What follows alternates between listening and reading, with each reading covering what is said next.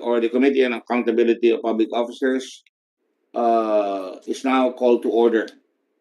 Uh, I'd like to recognize the fact that the Minority Floor Leader, Frank Dillon, is here, the Honorable Frank Dillon, the Honorable Amy Marcos, Senator from the Czechoslovakia, and of course, we have the Honorable Riza Ontiveros, Morning, Chair. ever faithful, ever true, to the cause of good governance. And I'm sorry I cannot see everybody. Can you please turn on your video so I can do something about it and recognize you? I see Senator Pangilinan. Thank you very much, Senator Pangilinan, for being there.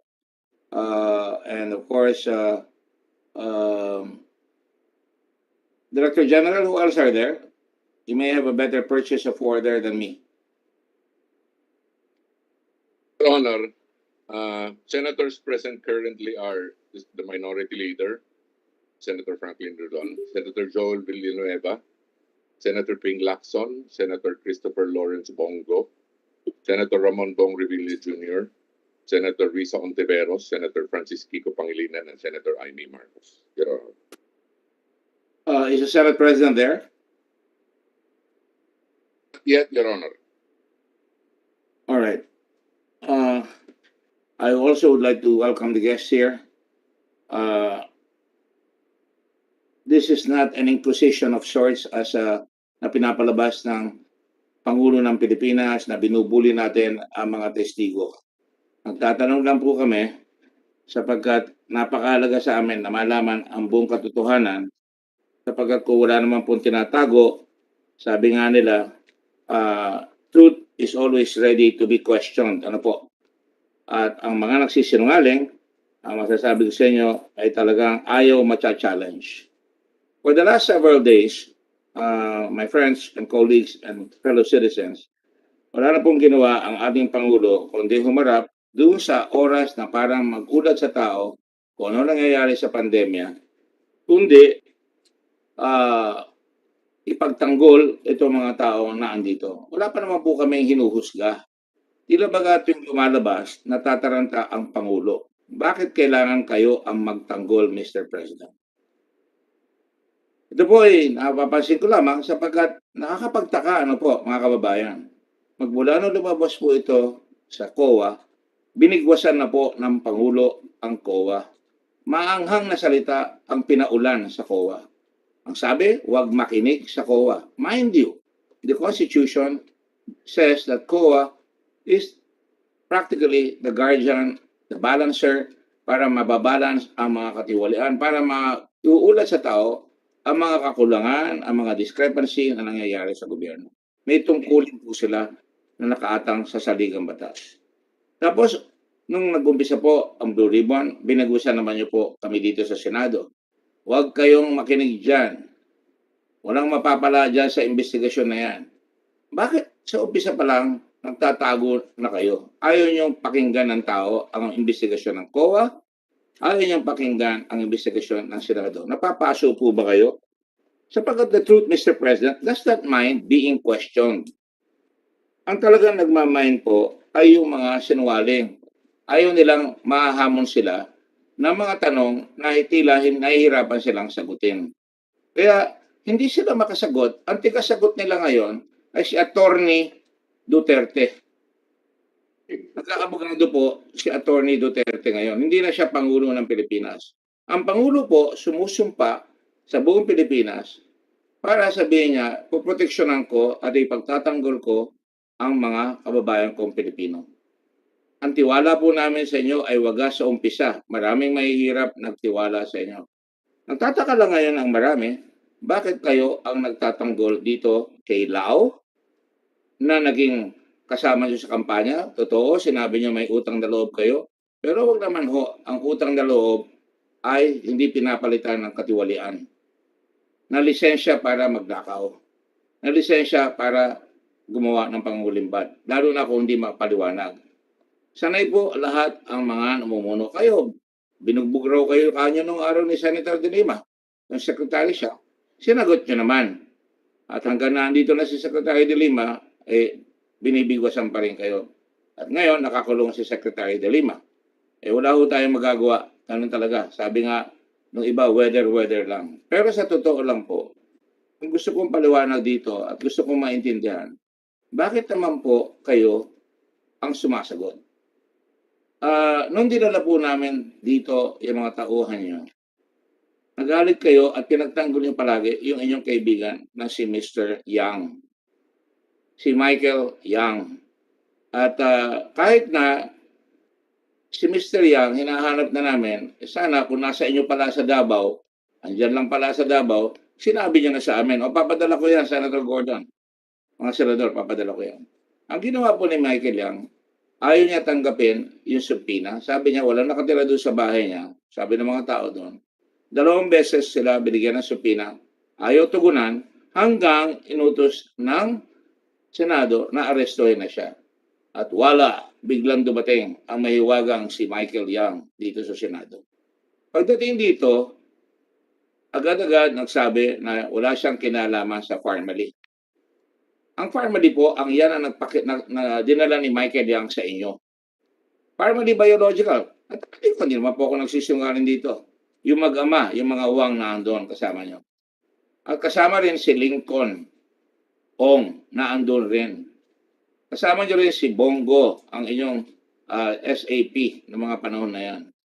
At kasama nyo rin ang mga ang FDA na si Sharid. Napakalaking pagkakataon pala na binigay natin sa family na makikita ang Pangulo, pinuntahan pa sa Davao. Masama bang tanongin namin kung ano yun? Anong nangyari dyan? At ang nangyari po ngayon, kasi si Assistant Secretary DOH Abdullah Dumama na ngayon ay Secretary kasama rin. Wala naman po masama makipagkita doon eh. Pero masama po ngayon, lumalabas, na nung sabi ni Michael Yang na wala siyang kinalaman sa family, at yan ay naandito sa aming mga TSN at yung kinoko dito, bigla na lang nagulat kami nang biglang sabihin ni Lincoln na siya pala ay guarantor. Siya pala ang kanilang pinupuntahan pagka hindi na kailangan nila ng contact o pera doon sa China. Dahil napakalakas ni Ginoong Yang sa China. At pagkatapos, nagulat na lang kami nung pinaaresto na namin itong si Lincoln Yang Ong, nagulat na lang kami, pumasok na yung presidente na si Wang, at ang sabi ay ang sabi niya, ang totoo niya, sabi ni Mr. Wang, nangutang kami sa kanya. So, napabuluanan yung sinasabi ni Michael Yang na wala siyang kinalaman sa family. Nung sumunod na hearing, si Mr. Ong sabi niya, Mr. Ong, Chairman, to be precise, pakibalik ko lang please yun. At to be precise, sabi niya ganon,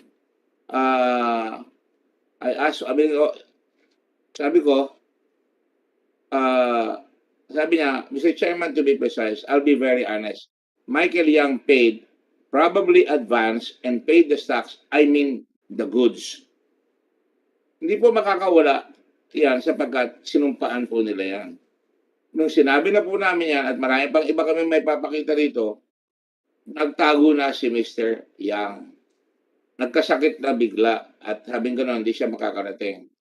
And sabi ko, bigyan natin ng 5 days, bigyan natin ng pagkakataon, makapagpahinga, at bigla na lang nagbigay ngayon ng affidavit. Ewan ko kung naandyan siya, hindi ko pa siya nakikita.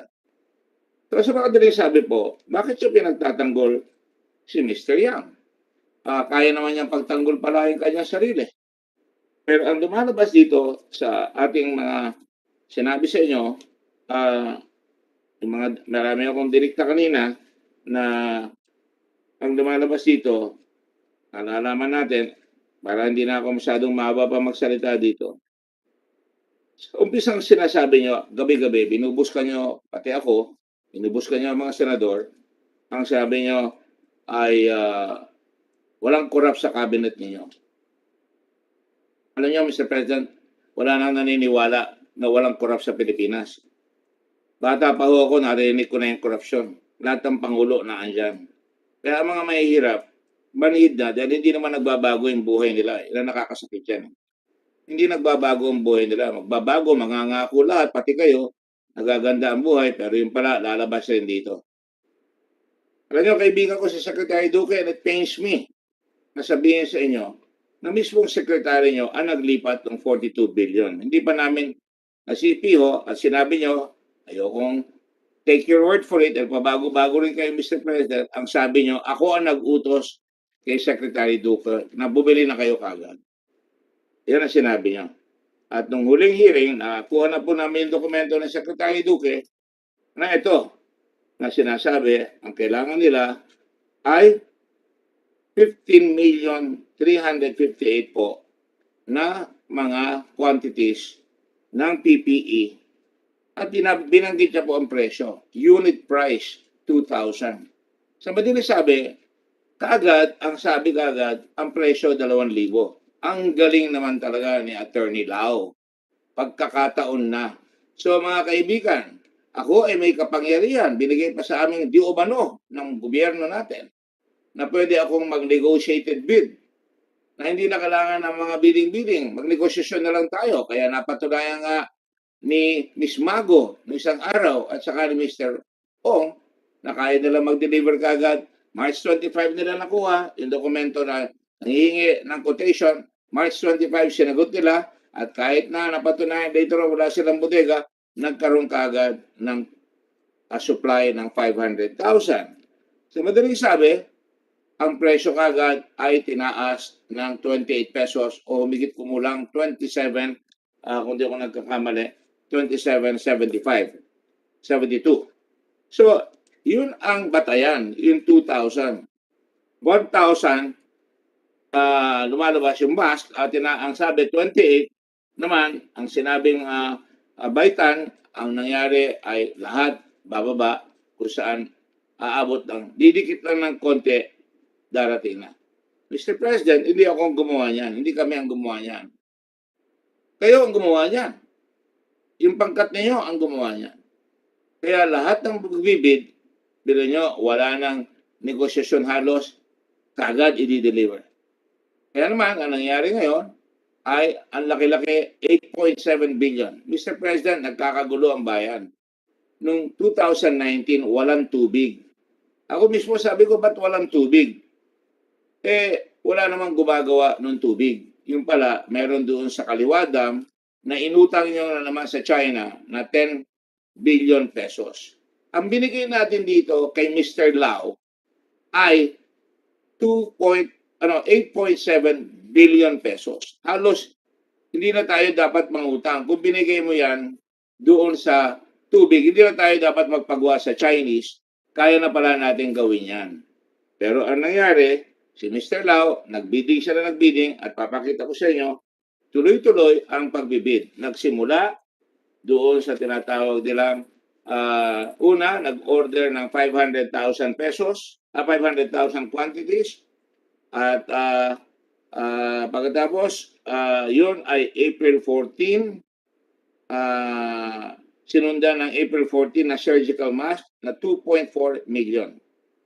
Nakakahalagang 54 million pesos. Agaran, nakapag-order kaagad. At April 16, 500,000.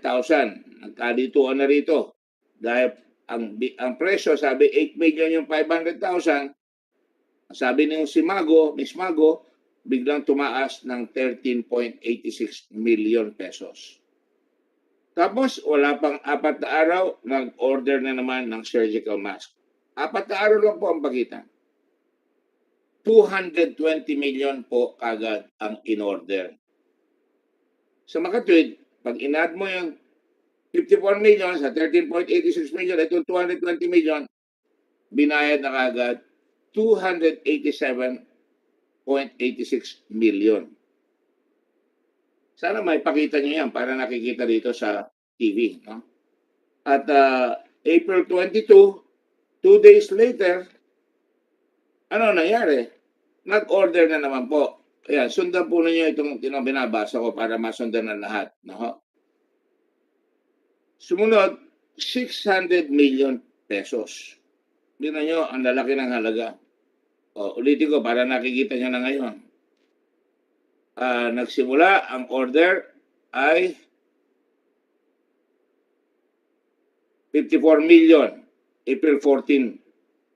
Pagkatapos, in 2 days, 13.86 million. Yung pong naka-orange, itong may kulay, 67.86 million na po ang nagastos natin. Pagkatapos po niyan, wala pang ilang araw, 4 na araw, 220 million. April 20, ano po? Tapos, April 22, nag-order na naman. Umabot po, dito hindi na face mask, umabot naman ngayon ng 600 million. Ano po? Ito po yung RT-PCR. 600 million. Dalawang araw, ang lakas talaga nila. Ha? Nakakadesisyon siya na hindi namin madesisyonan dito sa Senado ng daan-daan milyon. Ang hirap humanap ng pera para sa mga proyekto ng bayan, para magpagawa ng ospital. Napakahirap humanap ng pera. Pero ito si Atty. Lau, na nagkampanya para kay Pangulo, kailangan bayaran ng utang na loob, nagbayad po ng 600 million. Umabot na po ng 887 million 86. Pagkatapos po, April 23, ano po, isang araw lang ang pagitan. Ito na naman si Atty. Lau. 688 million naman po ang in-order. Mga kababayan, 1 plus 1 equals 2. Ito mahirap ng bilangin. Magbilang kayo ng 100 milyon, maghapon kayo magbibilang, baka hindi tayo matapos. Ito, umabot na po ngayon sa suma total, ulitin ko, 1 billion 575 million 86 pesos. Biro niyo po yun. 1 billion 575 million 86 pesos. Ang lakas talaga. Ang tigas talaga ni Mr. Lau. Law-law talaga ang bulsa ng gobyerno sa ginagawa niya. Ito ngayon po, isang araw lang ang pagitan. Another, hindi nga ho isang araw. Same day, nag-order na naman ng PCR test. 688 million pesos. Umabot na po ngayon ng 1.5 billion. At pagkatapos, sumunod, same day, ito, nag-order ng 300 million na naman po. At ito, umabot na ng 1 billion 875 billion. And then nakaraan ang halos sa 2 linggo, kulang-kulang, May 4, nag-award na naman po. Ang in-award ay 2 million 880 million.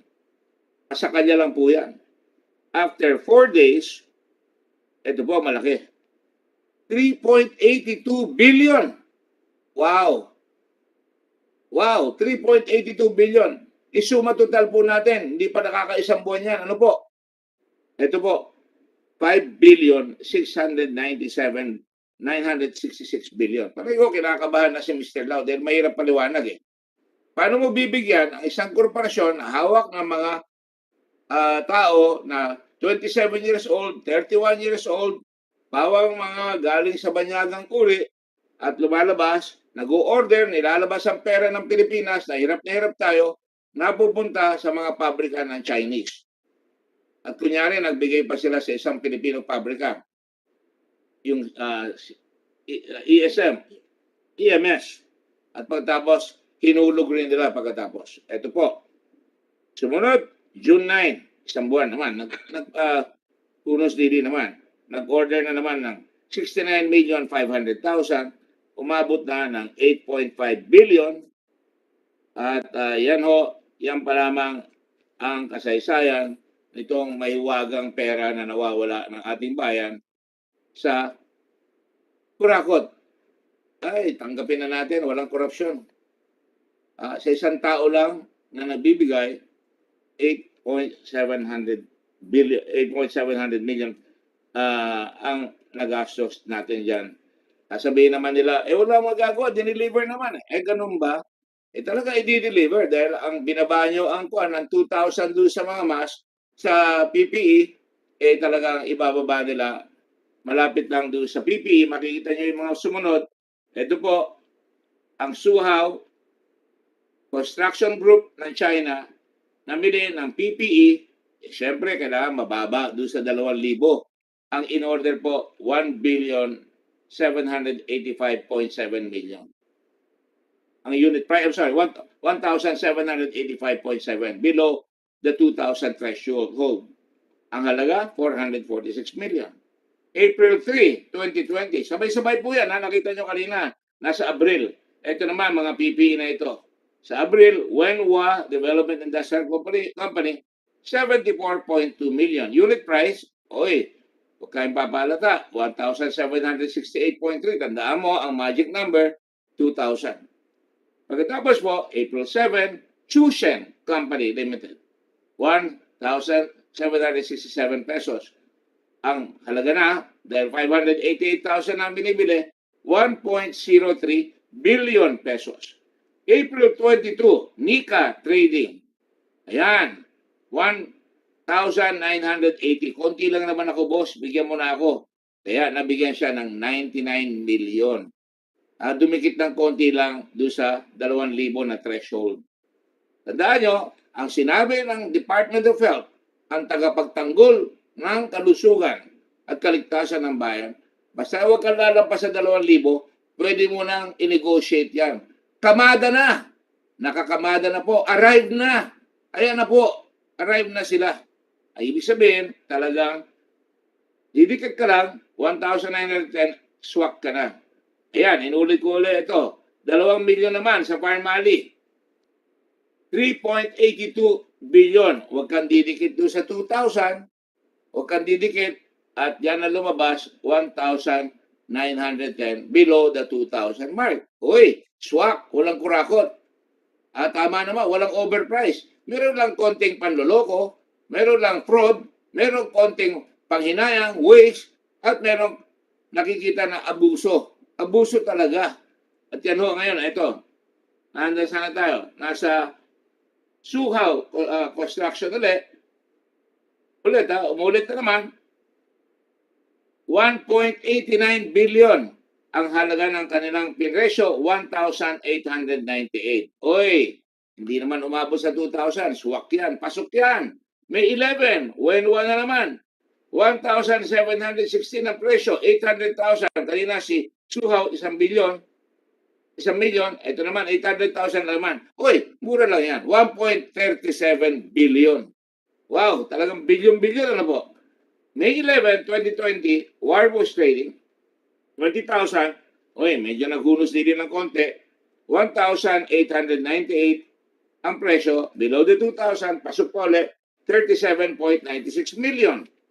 May 11, 2020, Shanghai, Puheng, medical equipment. Uy, finally, may medical, panay industrial, panay machinery. Dati ang mga nagbebenta, ito naman ngayon.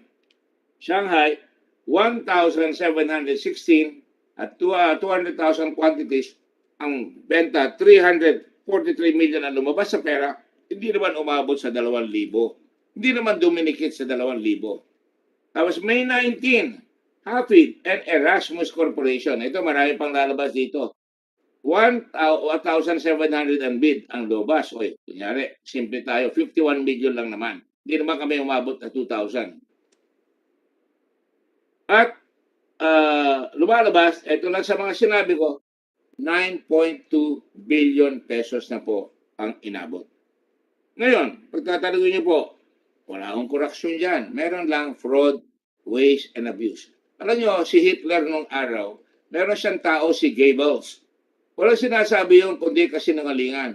Fake news. Marami nang nag-invento ng fake news. Sasabihin malapit kunyari, walang overpricing, palusot ang tawag dyan. Dahil nabuo na ang kamada. Pag sinabi ng Pangulo, sinabi ng Hari, hindi mababali. Pagtiwalaan natin, pero bayan imulat natin ang mata natin. Ang lalaki ng pera. Sino ang natalo dyan?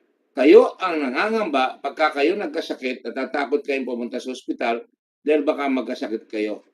Kung papasok kayo sa ospital, assume makukuha kayong hospital, natatakot kayo pang gastos. Kung kayo ay maswerte na may kama, maghahanap pa kayo ng hospital na tatanggap sa inyo dahil napakahirap tanggapin kagad pagka kayo ay may COVID. Sa madaling sabi, ginastos ang maraming pera, hindi natin matulungan ang ating kababayan, wala kayong trabaho, aasa kayo sa hataw ng tinatawag nilang ayuda. Pero kulang na rin ang ayuda, mga kababayan. Bakit po? Ay sobra-sobra ang Ang binigay po, 8.7 billion divided by 4,000. Kunyari, tinipid na natin yan. Huwag na tayong gumastos. Bigyan na lang na po. Huwag na po 4,000. 5,000 na po ang ayuda. 8.7 billion, lalabas, 1,600,000 ang mga pamilyang makakatanggap ng ayuda. Yun po ang nawala sa inyo. 5,000 piso ang nawala sa inyo bawat pamilya. Yun ang nawala. Kaya ngayon, takot sa ospital, walang hanap buhay, nagugutom, dumadami ang krimen. Makikita nyo ngayon, ang dami nagre-report ng krimen. Pinapasok yung mga sasakyan. Yan ho ang ating gustong sabihin sa ating Pangulo na sumasagot lang naman po tayo na sinasabi natin, ito ang nangyayari. Kulang ang testing at bakuna at naitsipwera ang mga Pilipino. Napunta lahat sa China, yun ang masakit. Walang kinita halos ang mga Filipino corporations. Wala nang bidding eh. Ang daling itapos sa China. Ang daling sabihin, oy, kailangan natin eh. Hindi pwedeng, wala eh. Bakit ito sasabay-sabayin? Bulto kagad. Hindi ba pwedeng 1 million muna? Tapos next day, another million? Tapos another next day? Papatunayan ko. Ang sinasabi ng COA, punong-puno ang mga bodega, merong inventory management problem, sabihin hindi mahagilap, maayos yung management ng inventory dahil punong-puno at hindi natin nalaman kung dumating. Nakikita ko si George Mendoza. Si George Mendoza po, isang hamak na nagtatrabaho sa PSDBM. Kasama niya si Mr. Tangkintik. Akalaan nyo, munting na kami mahulog sa upuan namin nung sabihin niya, sinabi raw sa kanya ng isang taong nangangalan Raul Catalan, wag mo nang tignan, maangal siya. Wag mo nang bilangin yan. Boss, wala pa ito, nasa China pa lang. Pinapipirma nyo sa amin. Pirmahan nyo na lang yan. Kalain nyo? Yan ang nangyari. Yan ang sinabi dito. Huwag mo nang tingnan. So, kung nangyari yan dito, dapat naman ako sinasabi, maaaring nangyayari sa dami. Subukan nyo nga pong bumilang ng bilyon-bilyon o milyon-milyon na lang na mga face mask. O milyon-milyon na tinatawag nating PPE. Umabot ba sa mga ospital? Hindi po natin alam. Maaaring umabot yung ilan, pero tanggalin mo lang, meron ka ng short delivery. Maaalis na ba sa amin ang pagdudahan? Ayan, lumalabas yung testigo, sinasabi, pinapirma lang sila. Kahit na hindi nila nakita. Ayan ang problema po namin, mga kababayan. Ang nag-request, ang DOH, binigay na kaagad yung presyo, lahat sumunod kunyari doon sa presyo, pero tawa na ng tawa itong mga taong ito. Ito mga batang musmos na talaga kunyari matitino. Papakita ko lang po sa inyo ang isang halimbawa lang. Huwag po kayong magalit sa akin, Mr. President. Sabi nyo, a whiff of corruption. Ito po ang kanilang sinabi dito.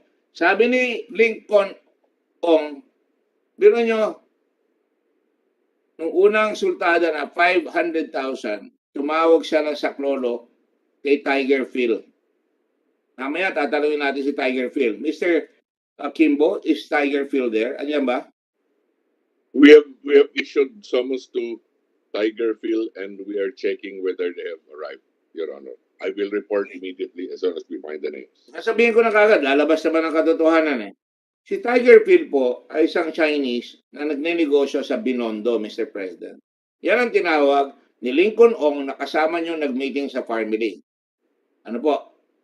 Si Tiger Phil po ay nag-supply ng 500,000. Ang pasa niya kay Lincoln para ma-deliver kagad, same, parang grabe. Nagpadala kagad same day. Nagre-request pa lang for RFQ. Anong ginawa? Nag-deliver kagad. 500,000. Kinuha raw dito kay Tiger Phil. Nung checkin namin ang presyo ng Tiger Phil, para dito sa family, ang presyo po nila, 23 pesos ang presyo po nila. Ang halaga, 11,956,000. Dito po ang resibo. Ayan, sinabi ni Mago. Same day, delivered. Ano po ang nangyari? Pinasa po ngayon magkakasama sila, kukuntsaba ni Tiger Phil kay Lincoln Ong na pinasa naman ni Lincoln Ong, pinasa sa kanya ng 23, pinasa naman niya ng humigit kumulang 28 pesos sa gobyerno. Bakit kailangan tayo manguha pa ng ahente? Wala namang pabrika yung Parmeli. Ahente lang po yan, mga kababayan. Hindi katulad nung nakipagsapalaran na Pilipino na si Mr. Perry Ferrer. Kinonvert yung kanyang pabrika para makagawa ng mask. Tapos hinulog ni Mr. Lau. Pinadama. 25% ang binili. Pakinggan nyo, 13 pesos ang benta ng CSM. At pagkatapos, yung 13 pesos, pag kinumpara nyo, ang dineliver ng family ay humigit kumulang sa 28 pesos. Pagdating ng 25% na dala, sabi ni Mr. Lau, ang mahiwagang si Mr. Lau, hindi na ako tatanggap sa iyo at nagmalinis ka, sabi ko noon, bumaba na ang presyo 2 pesos and 35 centavos ka na lang. Nakagawa na ako Nag-convert na ako ng pabrika. Hindi. Lumalabas gusto mong malugi pa ng malaki, huwag ka mag-deliver. 2 pesos and 35 centavos lumabas. Lugi yung Pilipino. Pero dito, nagkunsyaba, ito si Tiger Phil, binili ni Mr. Lincoln yung kanyang isusupply sa Parmali, ng Parmali sa Department of Health at saka sa PSDBM, pinasa niya yung 23 naging 28. Wow! Tubo kagad. Ano po? Magagaling talaga ito mga ito, Mr. President. Bakit niyo pagtatanggol yan? Hindi niyo ba pwedeng sabihin niyo, oy, ilabas niyo ang katotohanan. Papakagat ko kayo kay Dracula at para mamatay kayo, marami kayong dugong hinutkot sa Pilipino. Yan ang sinabi niyo sa akin. Pawala niyo po si Dracula. Kaya po nagdududa ako. Gabi kayo lumalabas. Si Dracula lumalabas pagkagabi. Nagdududa tuloy ako sa inyo na ang mga analogy niyo ay mga Dracula panggabi po. The Prince of Darkness. Ayan po lumalabas ngayon. Yan. Ang lumalabas talagang patong-patong. Sa umpisa pa lang, sasabihin ko na, tanggalin natin ang maskara nitong si Mujit. Si Mujit. Mohit. Ito, stockholder. Siya ay, ano ba siya? Presidente ba siya? Corporate Secretary. Wala naman po masama, kumita naman po kami. Ito ang kotse ni Muhit. Ayan. Dargani.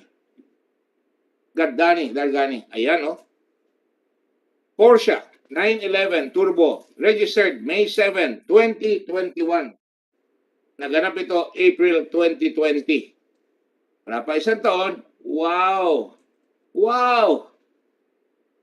Mr. President, 8.5 million na Porsche.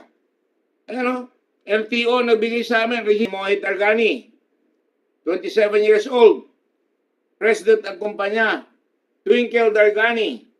Ito naman, Lamborghini Urus. Wow! 13 million.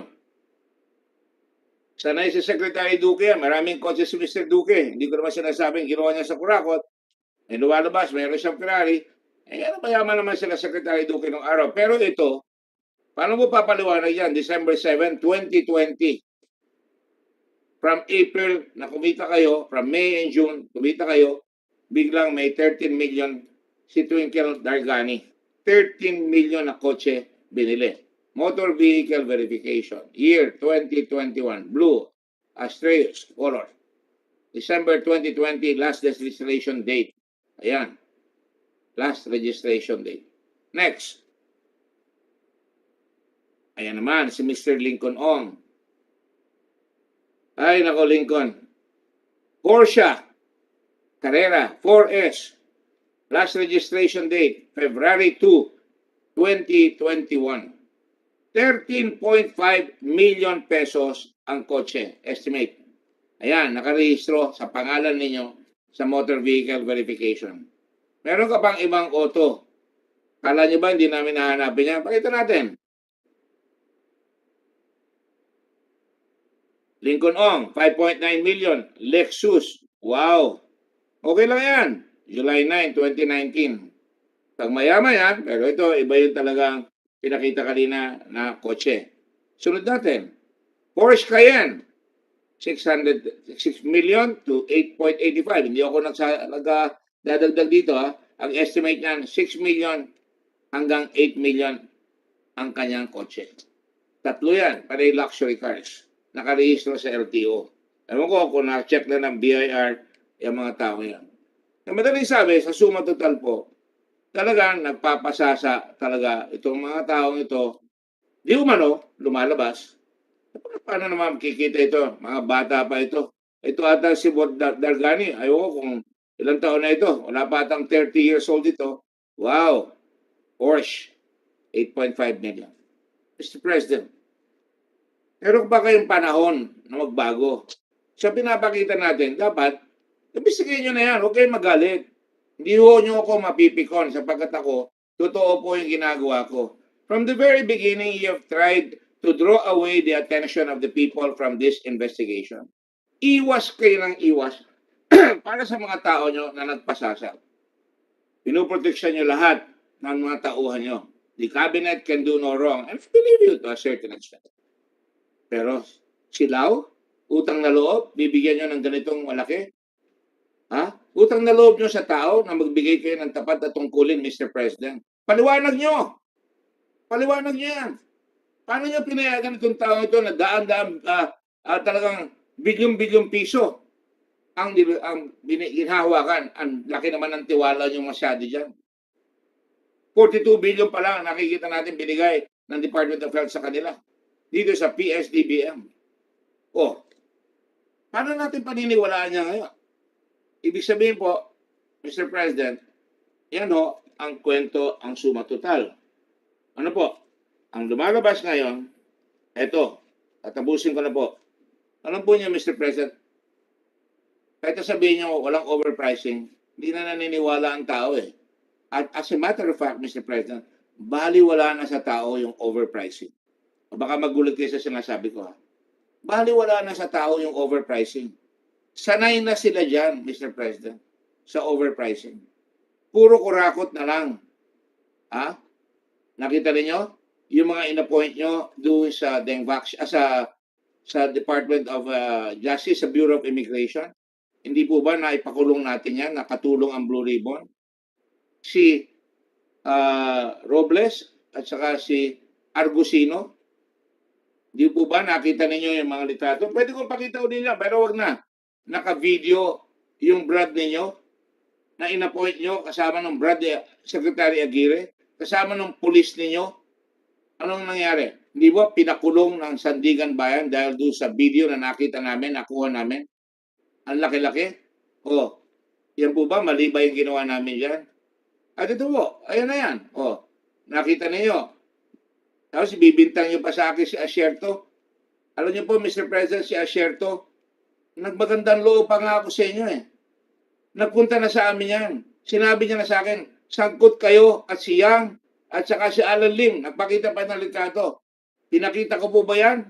Noong 2018 investigation, yan sa bilyong-bilyong piso na pinabayaan ng PNP na mawala sa Cavite. At hanggang lumabas na napilitan na talagang mag-resign ang mga tao dyan at nagtago na si Asierto at nagtago si Pardo na appointed ninyo sa PIDEA. Mr. President, ginamit nyo ito ng isang gabi. Papakita ko sa inyo para hindi fake news. Ito totoo.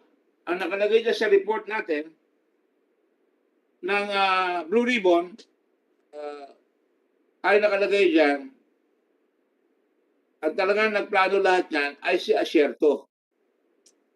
At si Asierto, kasama niya si Pardo at saka si Guban at may binigyan silang pera na si Leo Perete, dito Perete, na dating major na nawala. Ayan siya, oh. Ayan si Asierto, Perote. Ayan si Perote, ayan si Jimmy Guban, ayan si Asierto. 6 billion 6.8 billion shabu shipment. Nagulat lang kayo dahil nilabas si Senator Trillanes sa kanyang Facebook. Akala nyo ako, hindi ko po nilabas yan dahil hanggang hindi magsasabi sa asyerto, nagsusumpa siya sa harap ng Blue Ribbon, hindi ko pa siya pwedeng ilabas. Unfair sa inyo. Eh kayo na nagsabi, nung nilabas niya ni Senator Trillanes sa kanyang Facebook, lumabas ngayon na, ayan na nga, sino si Lito Perote? Si Lito Perote po, hinahanap ng kanyang anak na mga 2018 o 2019, April, to be precise, ay kinuha ng 5 heavily armed men while he was at the lobby of Metro Inn Hotel in Bacolod. Kinaladkad siya sa isang Toyota Hiace at hindi na siya nakita. Mr. President, sabi niyo mawawala ang droga. Sabi niyo 5 general, di po ba sinabi niyo? Pinanggit niyo ang pangalan. May nakulong po ba doon sa mga general na yon? Wala po. Wala po. Pwede ko sabihin sa inyo, huwag niyo nang paniwalaan yan. Katulad ng pagsabi niya, huwag niyo paniwalaan yan COA, constitutional body yan. Tulad sinasabi niya, huwag niyo paniwalaan ang Senado. Sasabihin niyo pa, presidente kayo, ba't ko kayo papaniwalaan? Sasabihin niyo pa, sorry po ha. Sorry ho. Eh nagkakaako na tayo eh. Sabi niyo, kaaway niyo na ako hanggang mamatay ako eh. Sabi niyo. Sabihin ko sa inyo, mamatay kaya niyo. Alam ko, siga kayo eh. Pero diretsahin ko rin po kayo. Hindi ko po susundin ang Pangulo na minumuro ang Satapapa. Hindi ko po susundin ng taong bayan na marunong tumangkilik sa Panginoon, namumurahin niyo ang Diyos at ang Santo Papa. Hindi ko po tatangkilikin ang presidente na sasabihin sa inyong mga pulis, kung tawagin niyo mga sundalo ko, mga pulis. Sinasabihan ko kayo na pag nakahuli kayo ng Amazona, ng NPA, barilin niyo. Sa kanilang, sorry, kayo nagsabi niyan, vagina. Mahirap kayong tangkilikin, Mr. President, because you do not act like a president. Today, I tell you, you are not a president the Filipino people can respect. Nobody talks to you in international conferences because nauna yung reputation nyo na mapagbura, mapusok, at talagang sinasabi nyo, kill, kill, kill. Ano sabi ko sa inyo ng araw? Nung nakakausap ko pa kayo. At asa sinasabi ko rito, hindi ko kayo binoto, Mr. President. Binoto ko si Grace po. Hindi po ako balingbing. Binoto ko si Grace po. At dahil kami senador, nakikisama ang Senado dahil yung mga batas kailangan mapasa. Wala naman mangyayari kung mag-aaway tayo. Pero sabihin ko sa inyo, hindi ko nilabas ngayon si Asyerto. At ngayon, napunta na tayo dito sa hindi maganda. At dapat, ang sabi ko sa inyo, loose lips, sick ships.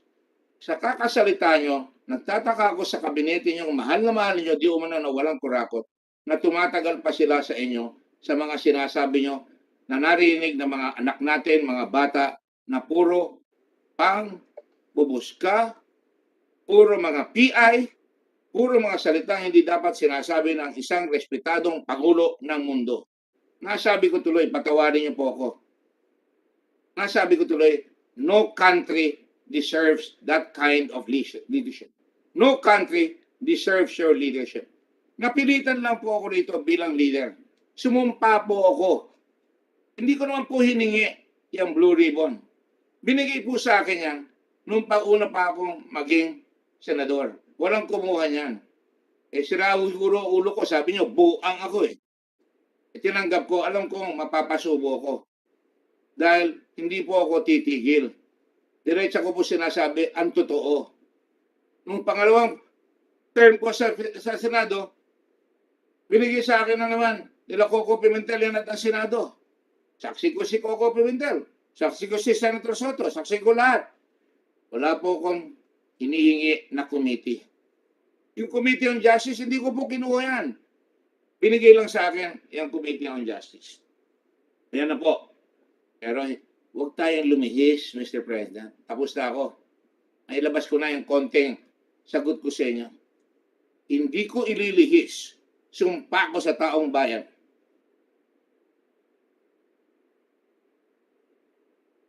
Hindi po papayag ang Senado ng Republika ng Pilipinas na ilihis ang investigasyon.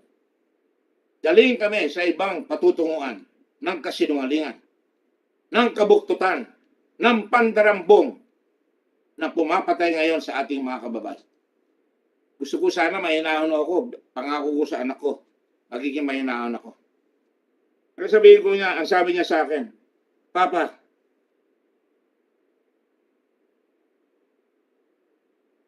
the masses are so used to corrupt officials. To them, it is nothing new.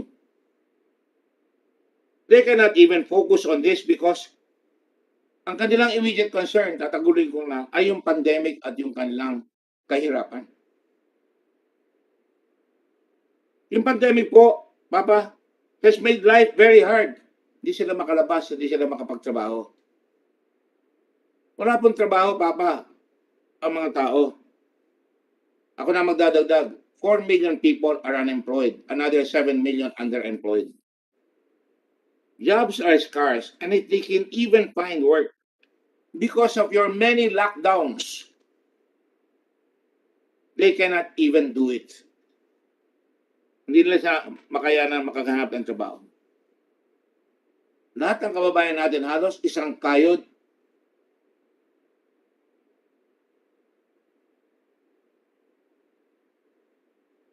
Isang tuka. Which means a lot are hungry and worried.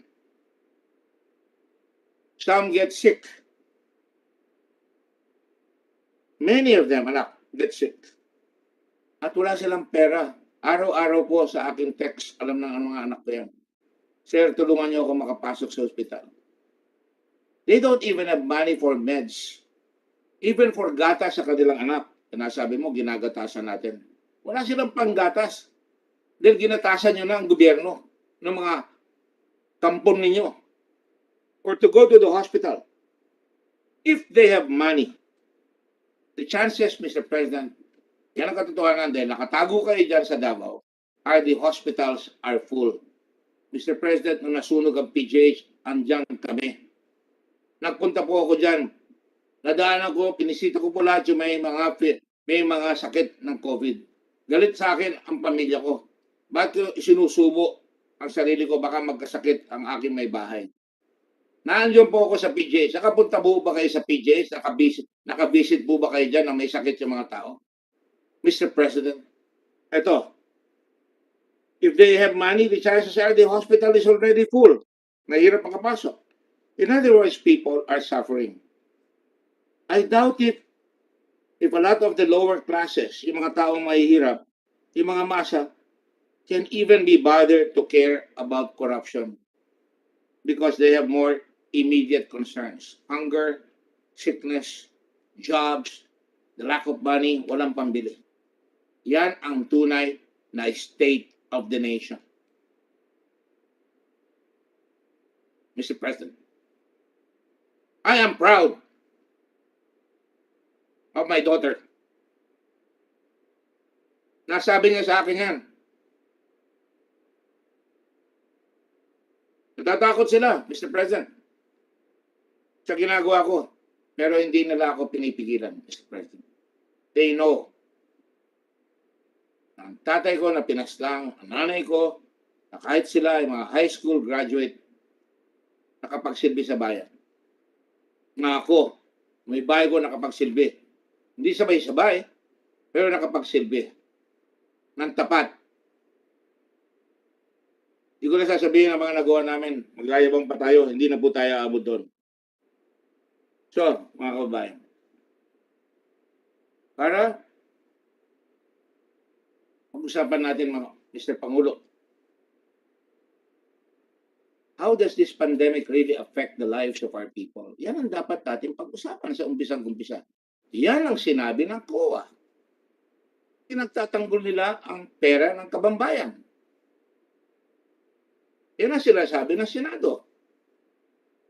Pero kayo, Mr. President, I am really sorry for you, Mr. President. Ang pinagtatanggal nyo, si Lau, may utang na loob kayo dahil sa eleksyon. You are a cheap politician, Mr. President. Cheap politician. As cheap as they come, Mr. President. I'm sorry. And Mr. President, Pinagtatanggol niyo si Yang? Mr. President? Kailangan niya ba pagtanggol? Bilyonaryo yan? Mr. President? Yan ang pinagtatanggol niyo? Pinagtatakpan ninyo, Mr. President? Mr. President, wala akong ambisyon. Alam mo, hindi na ako tatakbo. Sa totoo lang eh. Ayoko na eh. Nakapagsilbi na po kami. Kaya huwag niyo akong pagsabihan na ako mamumuliti ka rito. Wala akong plano ngayon. Wala naman akong inaanunsyo. Kayo pa nagsabi, gusto ko mag-Vice President. Eh, sino ba tumatakbo ang Vice President ngayon? Hindi ba kayo, Mr. President? Mr. President, balik ko sa issue. Ang issue ay yung taong bayan. Yan ang sinasabi ni Senator Hontiveros. Nahihirapan ng mga tao. Matapang niya sinasabi. Nilalabas niya yung mga katotohanan. Yan ang sinasabi ni Senator Drilon. Matapang niya sinasabi yung katotohanan. Yan ang sinasabi ni Senator Pangilinan. Si Senator Marcos, sinasabi niya yan. Yan rin po ang sinasabi niyong abang lingkod. Sinasabi ni Senator Lacson. Ibang mga senador, yan ang sinasabi. Pero narinig namin sinasabi niyo, walang kasalanan yung mga tao. Si Senate President Soto mismo, sinasabi niya, wag mong tigilan. And thank you, Senate President Soto, for telling the President, ginagawa lang ni Senator Gordon yung kanyang tungkulin bilang chairman ng Blue Ribbon Committee. Mr. President, tigilan na natin to, Mr. President. Tigilan na natin to. Huwag niyo nang pagtanggol yan. Kaya nyo matapos ito, payag na ako, sabihin nyo, walang overpricing. Sa pananaw nyo, walang overpricing. I will say na lang, simple lang. May fraud, may waste, and abuse. May fraud, may waste, and abuse. I will pray for forgiveness, Mr. President, for you. I stand on my record, and I will pray for you and our country and the poor of this country, Mr. President, as I do every day. Last night, I prayed the rosary for our country. And I prayed for you, believe it or not. Because you need prayers. Karal kayo sa mga Catholic schools, pero mukhang wala kayo natutuhan. Thank you very much, Mr. President. Thank you very much, mga kababayan. Thank you very much, mga fellow senators. And on that note, tuloyan natin ang investigation.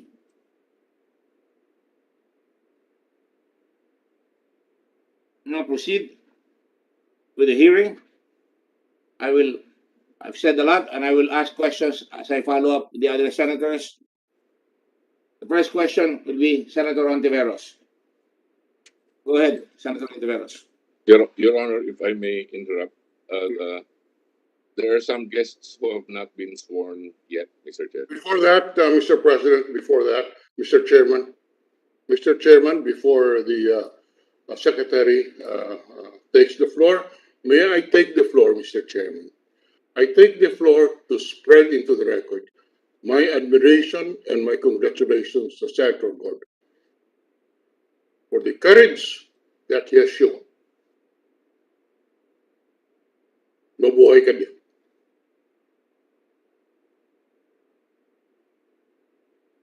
Chair.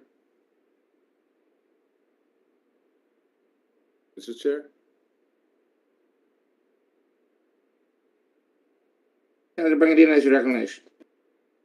Mr. Chair, I associate myself with the earlier manifestation of our minority leader. We thank you, Senator Gordon, Chairman of the committee, for your courage, and we thank you for your zeal in addressing what I call massive corruption, unconscionable massive corruption. Thank you, Mr. Chairman. Thank you, Senator. Senator Hontiveros, you're recognized. Thank you, Mr. Chairman. Just like Sen Kiko, I join our minority leaders and Frank, my colleague in expressing gratitude and support for the words and the sentiment and the acts expressed by the chairman just now. And I'm certain that our colleague in the minority, Senator Laila, if she were here, would do the same. Thank you. Salamat po, Mr. President, Mr. Chairman, at mabuhay po kayo. Thank you. Senator Ontiveros, I thank you all. But we are all courageous here. Senator Soto, Senator Lacson, all the people who speak out here, Senator Marcos, and all the others, whether you accept it or not, these are times where courage must come out into the often, into what is happening, Mr. President. It is so difficult to live during these times. I hope that those our countrymen, yung ating mga kababayan, will find it in their heart to see the truth, makita ang katotohanan. I'm not saying that we are right all the time. Panindigan po natin ang ating pagsisilbi sa bayan at pagmamahal sa bayan.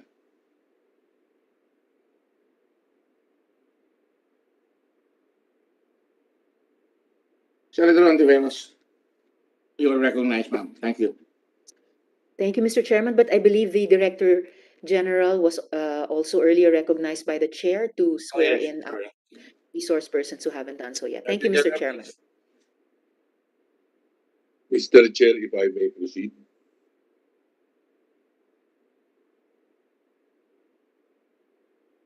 The, the following are new resource persons today. Ms. Noralyn Salvador, she has been subpoenaed and she is here right now.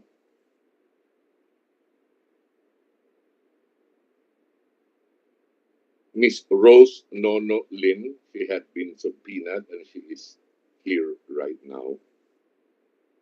From Tigerfield Marketing Corporation, Mr. Albert C., Mr. Stevenson C., Mr. King Jin Ke, and Mr. Brian Santos Ong, all subpoenaed, and all are here, Mr. Chairman. And Mr. Alan Raul M. Catalan, subpoenaed, also present. He is the former chief accountant of the accounting division of PSDBM, Your Honor. May I ask to proceed to administer to them the oath, Your Honor?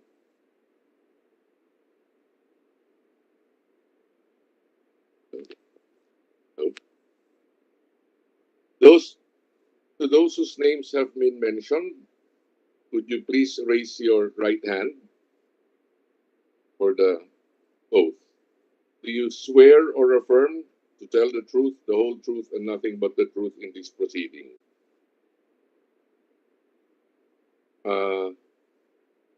Kindly raise your hands, please. A picture will be taken.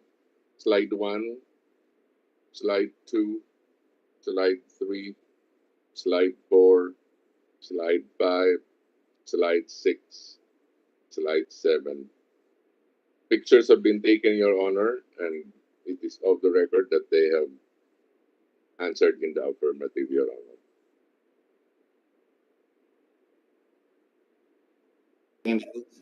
I remind that you are under oath and do not take the path of lies. Senator Ontiveros, you have the floor, ma'am.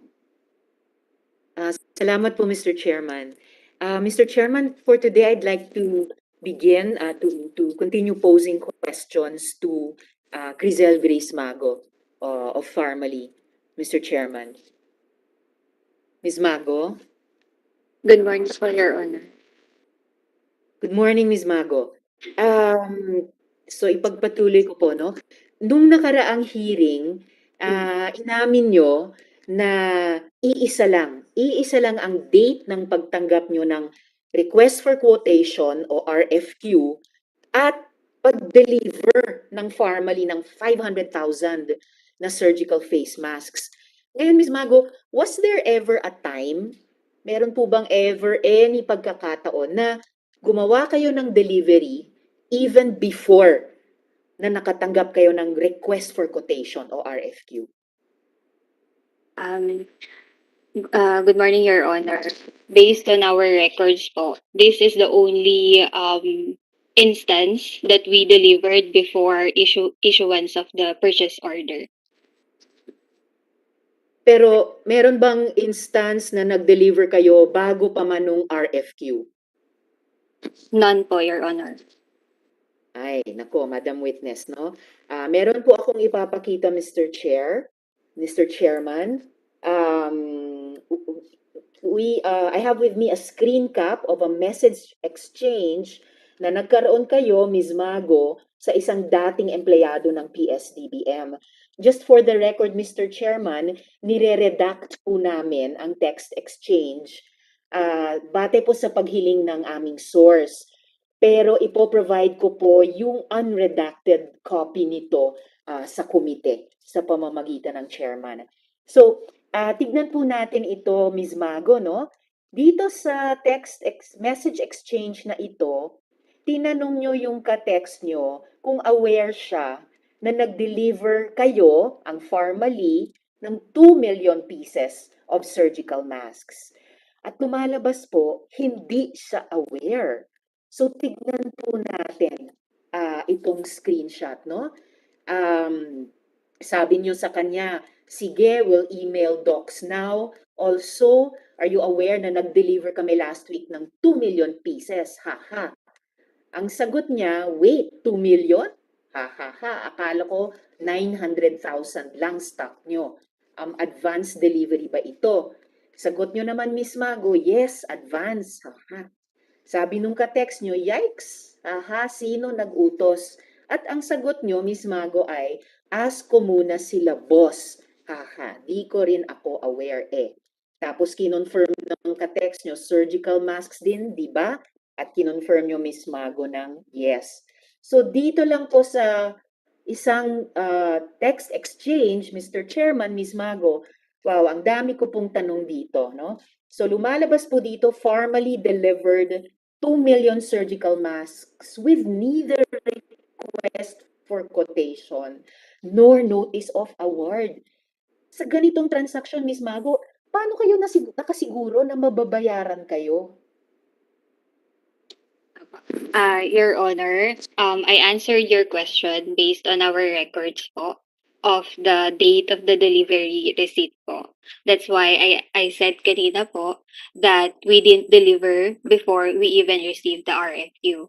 With regards to this text message, I will confirm with my records as well of the text messages po, and allow me to get back to you po with an explanation. Well, sure, Ms. Mago, pero mukhang malinaw na anuman yung records na maisasubmit nyo pa sa komite, klaro dito sa text exchanges na nag-deliver kayo na hindi alam ng ka-text nyo sa PSDBM na magde-deliver kayo. In fact, kinonfirm nyo dito na advance delivery ito, whatever that means. At hindi nyo ba naaalala at all itong conversation, Miss Mago? 2 million units ito ng produkto nyo? Your Honor, Mr. Chairman, I do have to check the text messages po kasi this happened over a year ago, and with all that happened last year and this year, medyo hindi po siya fresh sa aking memory. So please allow me some time to confirm po, Your Honor and Mr. Chairman. I will allow that, Mr. Chairman, Ms. Mago, pero mahirap talaga, halos imposibleng makalimot ng isang delivery na 2 million units, lalo na kung advance delivery pa iyon. Tapos pangalawa, Ms. Mago, paano nyo alam kung magkano ang presyo na babayaran kayo? Maalala po natin, Mr. Chairman, yung presyo ng mga masks nung first quarter of 2020, kung kailan nangyari ito, napaka-volatile noon. In fact, sabi po ng source namin, yung ka-text nyo, Ms. Mago, siya pa ay nag-alala na baka di nyo na makuha yung expected nyo na price. So, bakit kayo parang hindi kayo nag-aalala base sa text message na ito? Mukhang alam nyo na yung i-expect yung presyo. Paano nyo alam kung magkano yung presyong ibabayad sa inyo?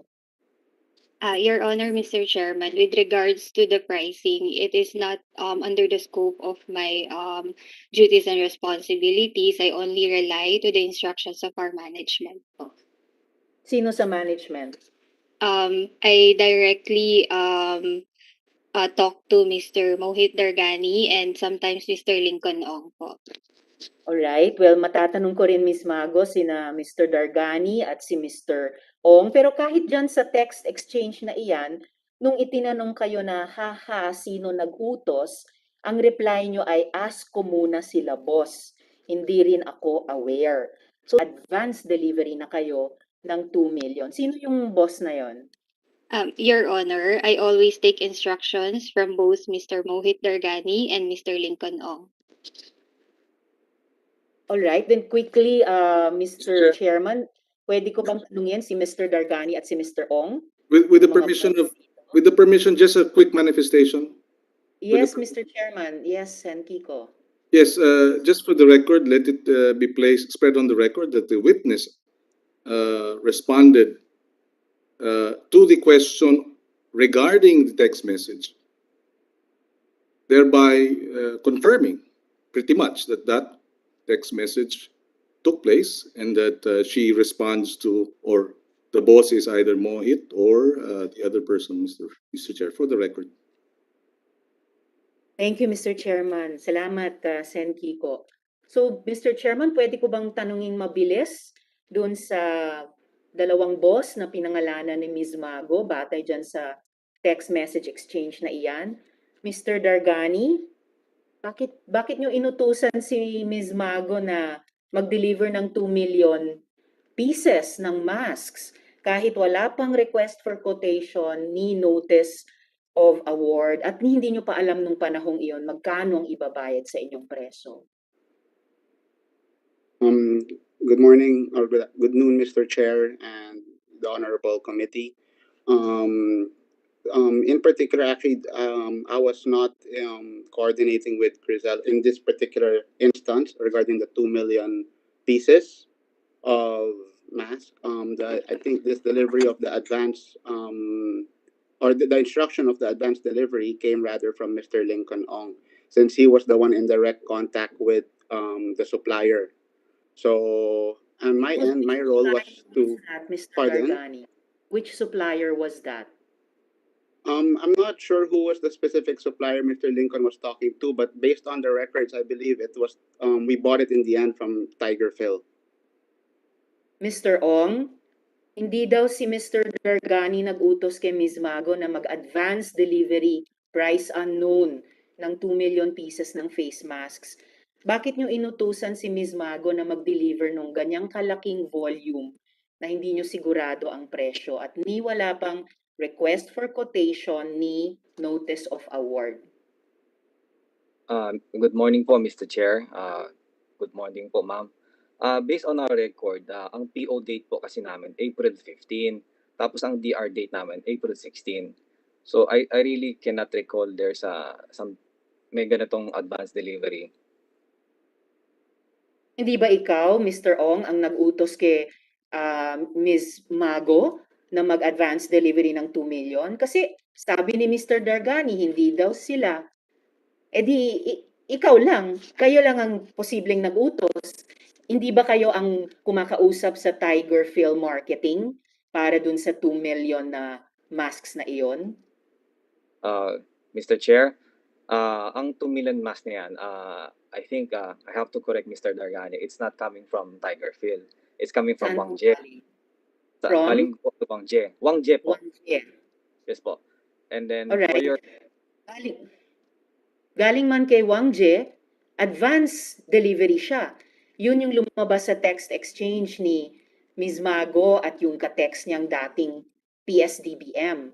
At ni wala pang napag-usapang presyo, and possibly most importantly for our committee, Mr. Ong, ni wala yung mga required documents, request for quotation, notice of award. Super advanced delivery talaga ito. Bakit nyo inutos yun kay Ms. Mago? Mr. Chair, hindi ko maalala may ganitong utos pero I'm checking my record. As per record, ang PO date namin ay April 15 at ang DR date ay April 16. Mukhang if ever kayo lang ang aware na ganyan sa Farmally, Mr. Ong. Kasi kahit yung ka-text ni Ms. Mago na PSDBM ay hindi aware. At hanggang ngayon, wala rin maipakita ang Farmally na request for quotation, RFQ, o notice of award. So, it's either kayo or si Mr. Dargani ang nag-utos kay Ms. Mago. O alam nga namang siya lamang ang nag-transact sa PSDBM ng 2 million. Lumabas sa text exchange, may boss siyang itinuturing. Yan ang sinabi niya sa taga-PSBBM dati. Mr. Chairman, let me sum up the irregularities. On that point lang, Yes, very quickly, just a manifestation, very quickly, with the permission Yes, of the chair. Thank you. Just to point out that the witness is insisting on the delivery receipts and the dates, and that it was established earlier that the PSDBM would sign, in fact, these inspection reports prior to the delivery. That there were deliveries when in fact there were not. For the record, Mr. Chair. Thank you, Mr. Chairman, at salamat, Sen. Kiko. I concur with the serious doubts expressed by Sen. Kiko. And let me sum up the irregularities, Mr. Chairman. Batay lang dito sa text exchange na ito, ano po. Ganito kasi yung sistema dapat ha, na hindi sinunod. Mauuna yung issuance of request for proposals. Susunod po, opening of the proposals. Ayan po. Pangatlong hakbang dapat, evaluation ng mga proposals.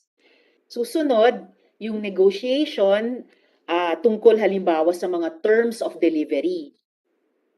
Susunod, yung issuance of resolution recommending award.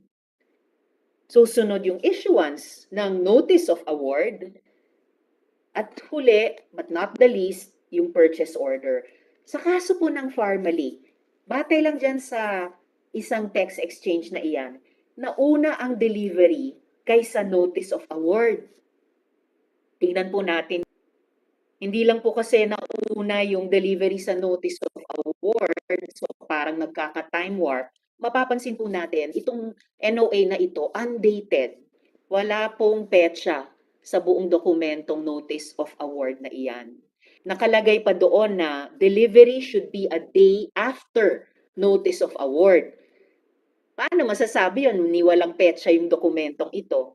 At ito pong notice of award, Mr. Chairman, ay galing sa amin source, pero wala rin po siya sa PhilJEP's website. So pangalawa, nauna ang delivery kaysa sa purchase order. Tingnan naman po natin yung purchase order, Mr. Chairman.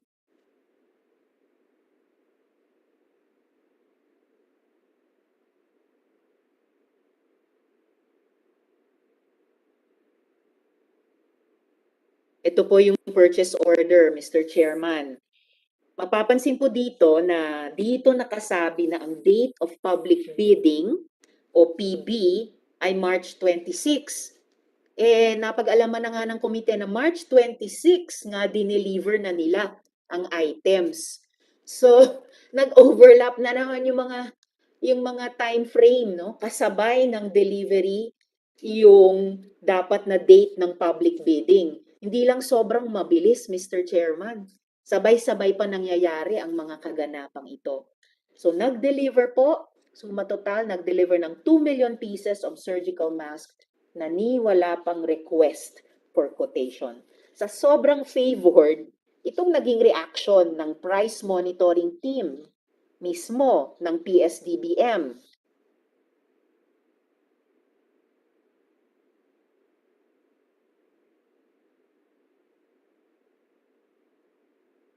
Papakita ko po yung reaction, Mr. Chairman, ng price monitoring team ng PSDBM.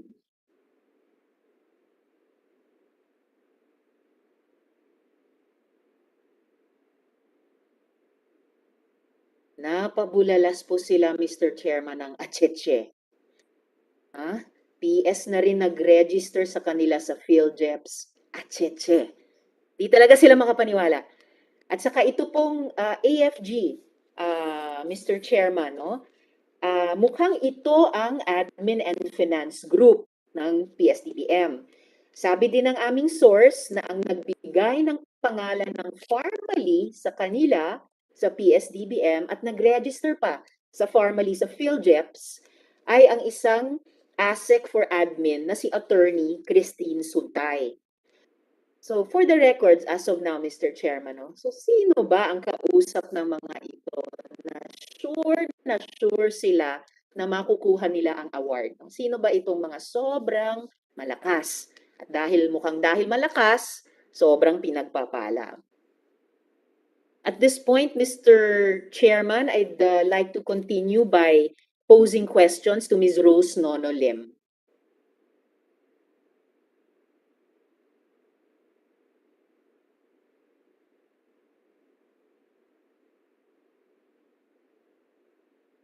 Ms. Nono Lim?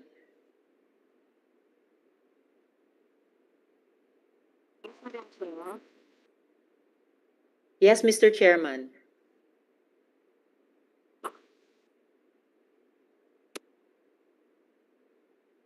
Mr. Chairman? Yes. Yes. Yes, Mr. Chairman. You want to ask a question of Rose Yes, please, Nonolin? Mr. Chairman, of Ms. Nono Lin. Yes. Go ahead, please. Thank you, Mr. Thank you, Ms. Mr. Lin, Chairman. Ms. Lin, you're Before under I oath. Go ahead. Thank you, Mr. Chairman. Bago ko po simulan yung pagtanong kay Ms. Nono Lin, tanong lang po sa ating Senate Translator, Mr. Chairman, si Translator Ling Ling, kung hindi po ako Interpreter Ling Ling. Ms. Ling Ling? You're on mute, Ms. Ling Ling. You're on mute. Yes, Your Honor, I'm here. Salamat, Ms. Ling Ling. Salamat, Mr. Chairman. Ms. Ling Ling, sa Mandarin po ba, and then sa Fukien po ba, pareho lang ba ang mga pangalang Lin at saka Lin, respectively? Yes. Pareho po. The Lim is Fujian and the Lin is Mandarin. Okay po. So yung Lin po ay pangalan sa Mandarin na may letter N, na Lin, Yes. at yung Lim po na pangalan na may M ay sa Fukien naman. Yes, correct, Your Pero Honor. pareho pong pangalan sila. The same surname. That's surname. The same surname. Salamat po, Ms. Ling Ling. Salamat, Mr. You're Chairman. welcome, Your Honor. Salamat po. Just for the record, Mr. Chairman. So, yung unang tanong po ko po kay Ms. Nono Lin, kailan po kayo ikinasal? Mr. Chair, can I request if you give me time to read po my statement because I prepare my statement. If you just give me 7 minutes to read it po before I answer your question, Mr. Chair. Yes. With the permission of Senator Tiveros, in fairness, I'd like Mr. Chairman. Ms. Rose Thank Lin to read her statement, affirmation of your oath. Now, this should be part of your oath. Okay, thank you. Thank you, Mr. Chair. Magandang umaga po sa pinuno ng Blue Ribbon Committee ng Senado, kagalang-galang na Senador Richard Gordon, at sa mga miyembro ng komite. Salamat, Honorable Chair, sa pagkakataong basahin ang aking statement. Mahalaga po ang oras ng komite, kaya 7 minuto lang po ang hinihiling ko. Buong suporta po ako sa layunin ng Blue Ribbon Committee na imbestigahan ang paggastos ng gobyerno ng pondo sa laban sa COVID-19. Ngunit may ilang sektor na ang layunin ay samantalahin ang pagdinig na ito upang ako at ang aking pamilya ay sirain. Ilang araw na maraming nilalabas po sa social media na sinisira ang dangal ko at ang aking buong pamilya. Kami raw po ay may kinalaman sa illegal drugs at ako raw ang susi ng pinaghihinalaang korupsyon dahil sa koneksyon sa gobyerno. Ito po yon, Mr. Chair. Ito po yung picture nito. Sorry po, hindi po namin mai-flash.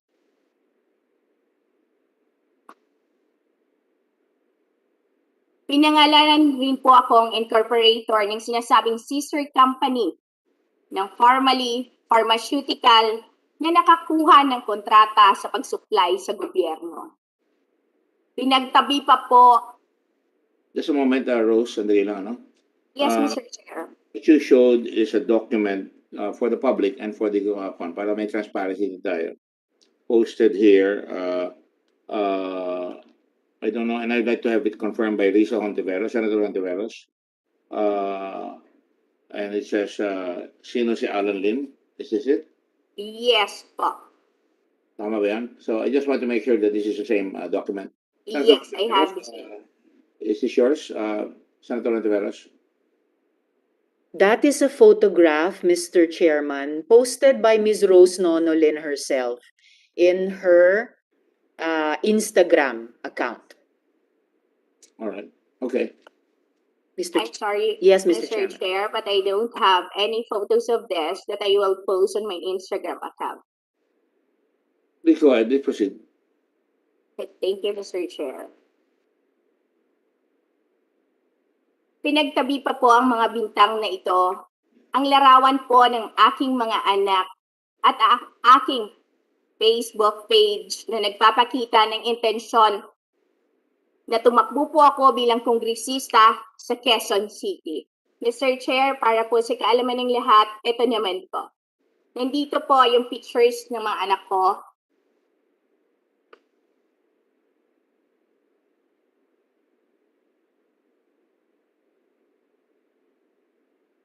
Ito po yung mga pictures ng anak So ko. this should be part of the record already, okay?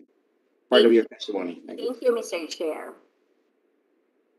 Unang-una po sa lahat, Mr. Chair, Senator Gordon, Yes, ma'am.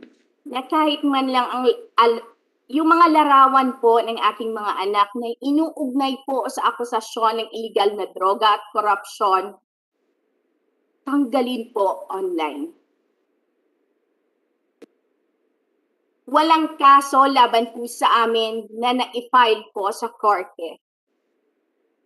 At ang nag-iisang pangalan ng asawa ko po ay Wishong Lin.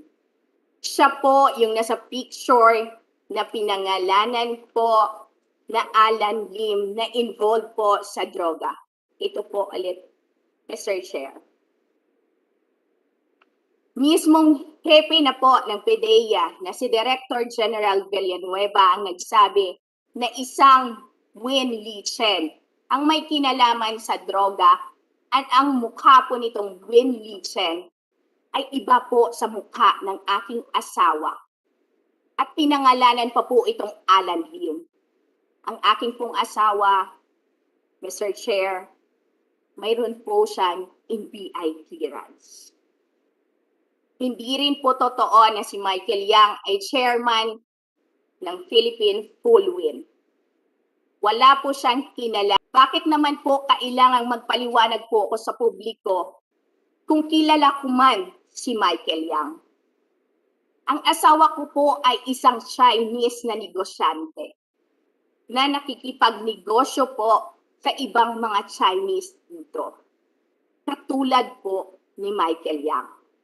Tiwala po ako sa asawa ko at sa kanyang mga pinapasok na negosyo na lahat po ay lihitimo.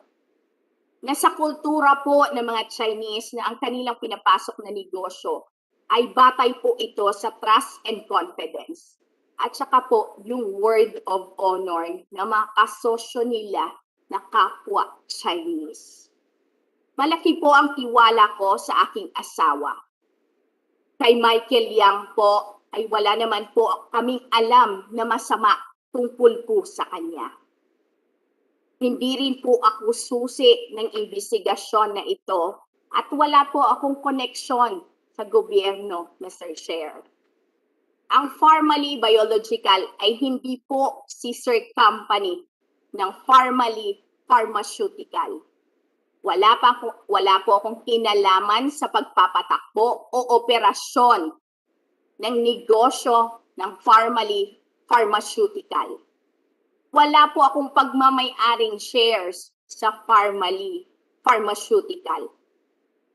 Wala pong pagmamay-aring shares of stock ang Pharmally Biological sa Pharmally Pharmaceutical, Mr. Chair.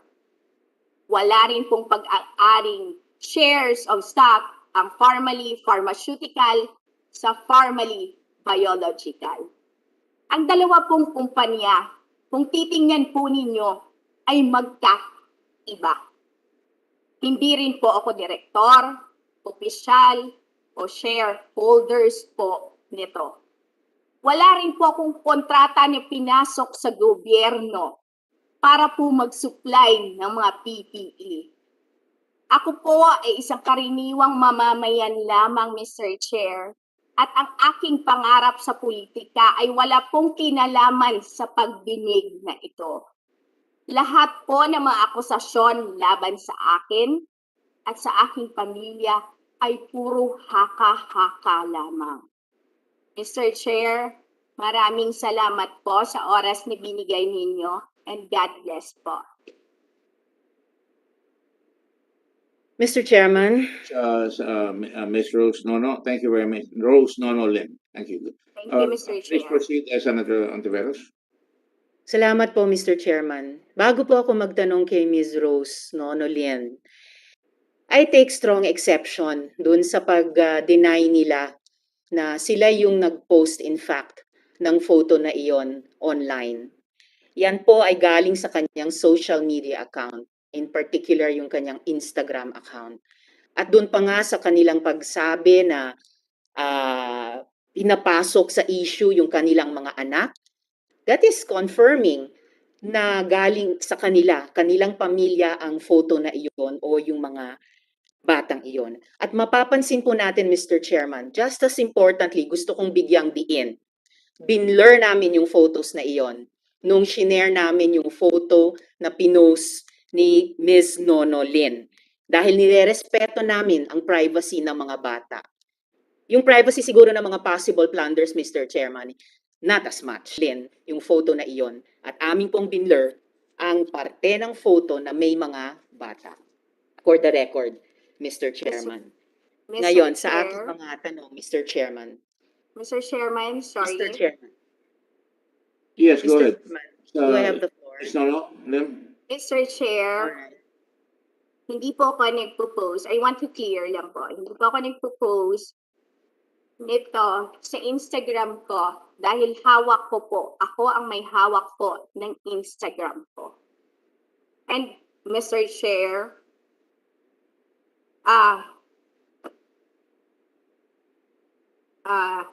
ito po na mga suspicious na mga criminal records na inuugnay po sa asawa ko.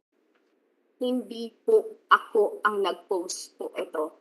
Kung yan po ang pinapalabas na nasa Instagram account ko. Dahil iisa lang po ang Instagram account ko at never po ako nag-post po nito. Regarding naman po, Mr. Chair, dito sa picture ng mga anak ko, nandito po ito sa personal na Facebook ko. Kahit po sabihin na tinakpan nila ang mukha ng mga anak ko. But still po, para sa akin na isang nanay, hindi po ito tama. Thank you, Mr. Chair. The observations are noted. Please go ahead, Senator Ontiveros. Thank you, Mr. Chairman. At Mr.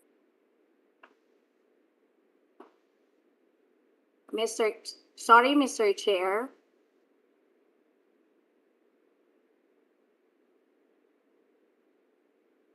Say something, Ms. Roselyn? Yes, Mr. Chair. I want also to clear po. Kasi dito po, napakamali na po nung sinabi po dito na ang sinasabi po na si Rose Lim is married to Alan Lim. Which in fact, Mr. Chair, kung mamarapatin po ninyo, mayroon po akong marriage contract na nagpapatunay na hindi Alan Lim po ang asawa ko, kung hindi po si Wishong Lin, Mr. Chair. Okay. Mr. Chairman, may I proceed? I'm back online. Ma'am Rose, si Wei Song Lim, napagkakamalan si Alan Lin, we will need to stipulate that, napagkakamalan, ilang kinaklaro mo, asawa mo si Wei Song Lim, okay? Siya yung Yes, kasama Mr. doon Chair. sa nagpunta sa family nung sa Davao, correct? Tama ba yan?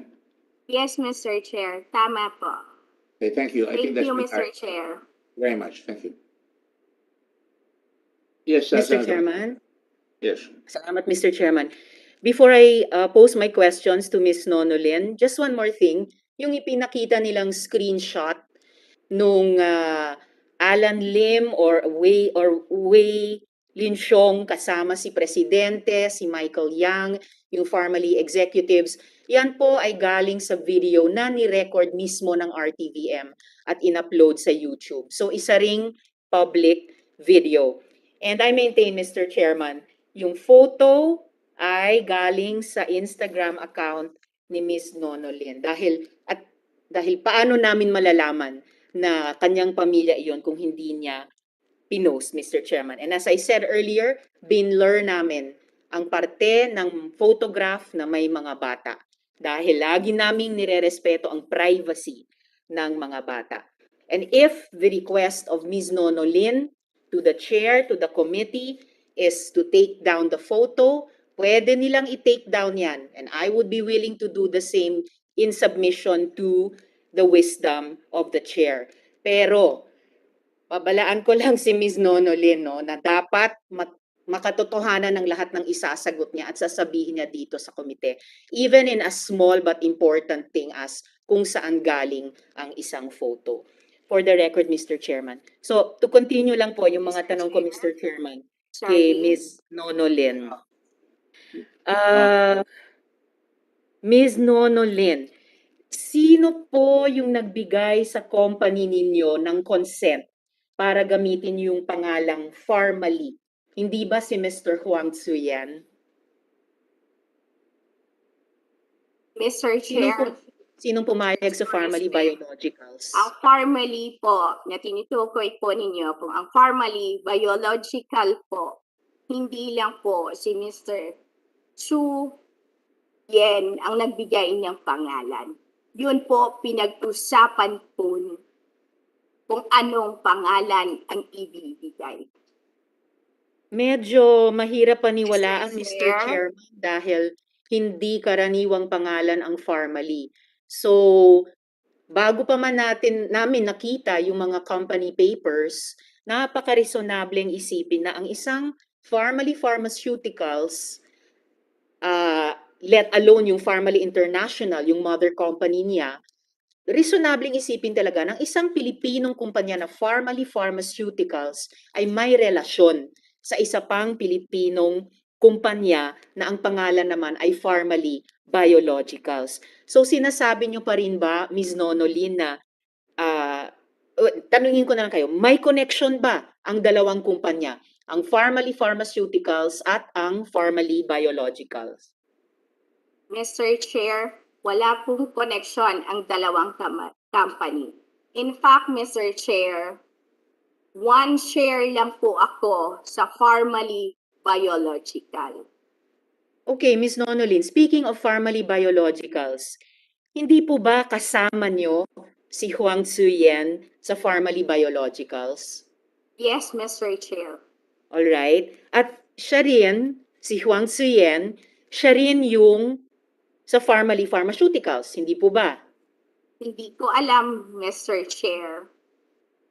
Oh, usually Mr. naman po Chair, pag I want to kasama hear. sa isang kumpanya tulad ng Farmally Biologicals, inaalam nyo yung background, lalo na business background ng kasama nyo tulad ni Huang Tzuyan. So dapat alam nyo na siya ay kasama, siya rin yung sa Farmally Pharmaceuticals. Sino pong nagpakilala sa inyo ni Mr. Huang Tzuyan, Ms. Nonolin? Mawalang galang po, Mr. Chair. Ang Farmally Biological was incorporated 2017, Mr. Chair. And ang Farmally Pharmaceutical po, ang pagkakaalam ko ay 2019, kung hindi po ako nagkakamali, Mr. Chair. So, Mr. Chairman, Ms. Nonolin, sino nga po ang nagpakilala sa inyong dalawa ni Huang Tzuyan? Ang nagpakilala po through Mr. Michael Yang. Alright, so through Mr. Michael Yang. So I think, Mr. Chairman, habang patuloy yung ating pagtatanong, lalabas talaga na medyo malapot yung ugnayan kay Mr. Michael Yang din. Ms. Nonolin, paano kayo sigurado na gaya nung sinabi nyo sa inyong statement, paano kayo sigurado na walang kinalaman si Michael Yang na nagpakilala sa inyong dalawa ni Huang Suyen? Paano kayo siguradong si Mr. Yang ay walang kinalaman sa full win? Eh yun po yung nakalagay sa calling card niya eh. Mr. Chair, anybody po pwede maglagay ng kahit anong company na gusto po nila ilagay sa calling card po nila. Naku po, Ms. Nonolin, mahirap naman pong mag-imbento ng pangalan ng kumpanya dito sa calling card ni Mr. Yang Hongming o Mr. Michael Yang na full win na nakalagay pa yung titulo nilang Presidential Economic Advisor. Parang ang hirap namang parang baliwalain or gawing napakagaan lang ang bigat ng salitang presidential sa isang calling card kung imbento lang na siya yung chairman ng full win na parehong nakalagay dyan sa calling card na iyan. So, yung calling card ba na ito ay kasinungalingan, Ms. Nonolin? Mr. Chair, mawalang galang po ulit. Pero sa tingin ko po, baka po mas nararapat po na tingnan po natin yung SEC records po kaysa po dun sa calling card.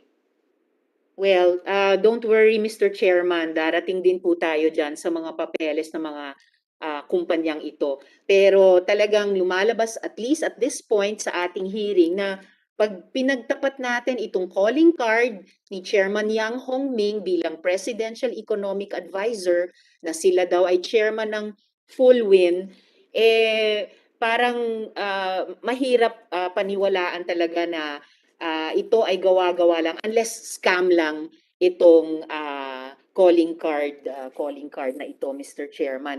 One more, Ms. Nonolin, tungkol kay Mr. Yang. Sinasabi niyo po ba na never at any point in time na naging connected sa full win si Mr. Michael Yang? No, Mr. Chair.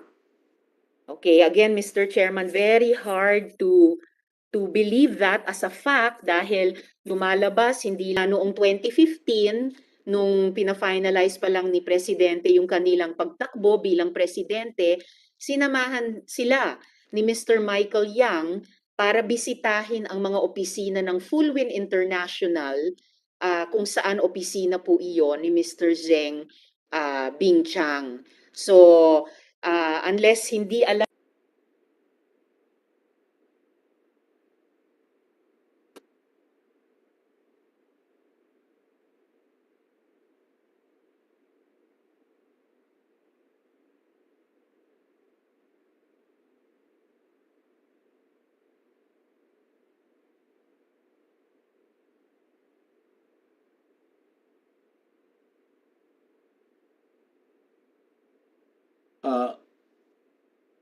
mukhang na-disconnect si Senator Hontiveros.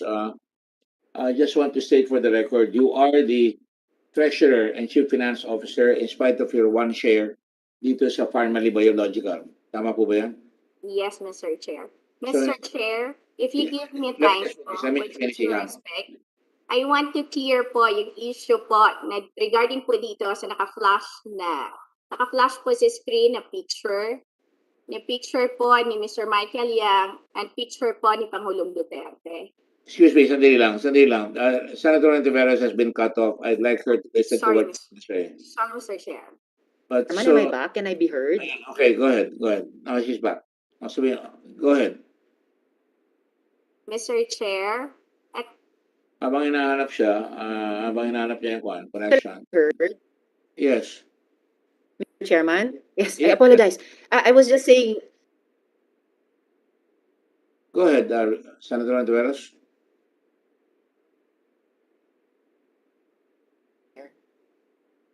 am I there? Go ahead. You're back. You're back, Senator Antiveros. Na nandun ang pangalang ni Mr. Yang Hongming o Michael Yang, nandun yung titulo nila na Presidential Economic Advisor, at nandun yung full win bilang uh, chairman, no? And then with the other documentary, not just evidence but records nung pagkakilala ni na Mr. Yang, Mr. Zheng ng Full Win International, and in fact sila, si Mr. Yang, ang nagdala kay Presidente noon, bago sila naging Presidente, sa Xiamen offices ng Full Win International. And po sa warning ko kanina kay Ms. Nonolin, mas alam ito ng chairman kaysa sa akin. Kayo pong mga abogado, meron kayong kasabihan na falsus in uno, falsus in omnibus. Kung may isang kasinungalingan sa buong statement, ay pagdududahan talaga na yung buong statement ay kasinungalingan din. For the record, Mr. Chairman, especially in relation to the source of that photograph mula sa Instagram account ni Ms. Nonolin, at itong pagpupumilit nila na walang kinalaman si Mr. Yang sa full win, samantalang there are signs of that all over the place, kahit sa online lang kung mag-Google search ang mga tao. At this point, Mr. Chairman, I would like to pose questions next to Mr. Michael Yang. Sorry, Mr. Chair, can you give me some few minutes to clarify the pictures that was posted sa screen na kasama ni Pangulong Duterte si Michael Yang? For the information of everybody po. Dalawa po, isang Xiamen Full Win International at isa pong Philippine Full Win Company. Magkaiba po yon, Mr. Chair. Ang sa Xiamen Full Win, nandun po si Mr. Yang. Sa Philippine Full Win, wala po siya. Kahit i-check niyo po yung SEC documents. Hindi po pwede pagsamahin ang dalawang magkaiba na kumpanya para lang po sabihin na ang isang tao ay parehas na miyembro ng dalawang kumpanya, Mr. Chair. Mr. Chairman, Excuse me, binanggit na rin yung... with your permission, Yes, I just Mr. want to ask one question lang. Yes, Mr. Chairman. Miss Rose, Mrs. Lynn, rather, the brother of Michael Yang, pangalan niya Yang Hongjiang. Director siya ng Full Win Philippines? Yes, Mr. Chair. Okay, thank you. So Thank kasama you, mo Mr. siya. Chair. Ikaw ang treasurer doon, di ba? Ikaw ang treasurer. Yes, Mr. Chair. Thank you. Thank you, Mr. Chair. Mr. Chairman, I'll... Senator Dillon, yes, with the permission of Senator... Yes, Senator Dillon. Just one yes, question. Mr. Chairman, of course. Yes, with your permission of Senator Ontiveros. Miss Lynn, Certainly. you are the treasurer. Is that correct? Treasurer of this corporation? Yes, Mr. Chair, for Philippine Full Win. Okay, of Philippine Folian. Yes. You have only one share, did you say? I'm sorry, Mr. Chair. That's for Pharmaly Biological that I only have one share. How did you become a treasurer if you have only one share? I'm sorry. You have one share in which company? Philippine Pharmaly Biological, Mr. Chair. Sorry. Pharmaly Biological. Just Yes. one question. Treasurer is a very sensitive position in a corporation. You have only one share. Who nominated you as treasurer? It is the discretion of the board of directors whom they want to put as the directors of the company, Mr. Chair. I'm sorry. It is the discretion po of the corporation who want Yes. who That is, want them put in that position. you've been lecturing you've been lecturing on us as lawyers, and I'm sorry, Mr. Chair. I don't we like know to do that. Sorry. yes, it is the discretion of the board, but that is not usually what happens. As a reality, you don't get elected as a treasurer unless you are nominated by those with substantial shares in a corporation. Yes, you are appointed by the board, but upon the nomination of somebody who owns substantial shares in Pharmaly. Who nominated you, Miss Lin? Actually, Mr. Chair, the Pharmaly Biological is a failed investment. It did not materialize. Okay, can you just answer me? Just Sorry? answer me. Who Sorry, Mr. nominated you? I'm sorry, Mr. Chair. Just answer my question. You have one share, but you became a treasurer. Who nominated you? Mr. Chair, it's year 2017 and I cannot recall. I cannot recall who nominated me, Mr. Chair, because it's a long span of time. I'm That's so sorry, only, Mr. Chair. Miss Lin, that's only 4 years back. You are a treasurer of a company, and you cannot even, you have only one share. Wonder of wonders, you do not recall who nominated you? You want us to believe that? You know, Mr. Chair, there is, I just want to tell you the truth. That's the reason that why I only have one share. It's because my husband told me that it's a good opportunity to invest. So we invest for one share. And let's see how it goes on. And then we add on. But it's failed, Your Honor. That's How why. much is one share? I'm sorry. How much is the par value of one share? I'm sorry, Your Honor, I cannot hear you Magkano properly. in-invest nyo? How much did you invest? I invest for that. It's a small amount, Your Honor. The exact amount can I check po? Yeah. If you don't I'm mind, sorry, I'll Mr. be back to you. Chairman, that I interrupted. Yes, I return. I give. That's all my questions. I cannot believe this witness. Yes, thank you very much, Madam Chair. Thank you, Mr. Chair. Thank you, Mr. Chairman. Thank you, Sen Frank. May I continue, Mr. Chairman? Please go ahead. Thank you, Mr. Chairman. Ms. Nonolin, dahil binanggit na rin po ni Ms. Nonolin yung mga kumpanya, Mr. Chairman, tanungin ko rin sila tungkol dito. So, Ms. Nonolin, stockholder po kayo at sa presidente ng Seanway Technology Company Limited Inc., ng Piley Estate Group Corp., at ng Power Megamix Batching Inc. Ino-confirm niyo po ba ito? Nakamute po kayo. Sorry, Mr. Chair. Yes, Mr. Chair. Alright, salamat Mr. Chairman. Tapos, treasurer nga po kayo ng Philippine Full Wind Group of Companies at Farm Biological Company. Accurate po ba? Yes, Alright. Mr. Chair. Alright, Mr. Chairman. And huli, kayo po yung Corporate Secretary ng Pai Hong Realty Group at ng Piley Holdings Inc. Tama po ba? Yes, Mr. Chair. Okay. Kayo po ba yung may-ari ng mga shares nyo sa mga kumpanyang ito? O Yes, hinahawakan nyo lang po para sa iba? Mr. Chair, I own po those shares. You own those shares. Hindi nyo lang po hinahawakan para sa iba. No, Mr. Chair. Alright.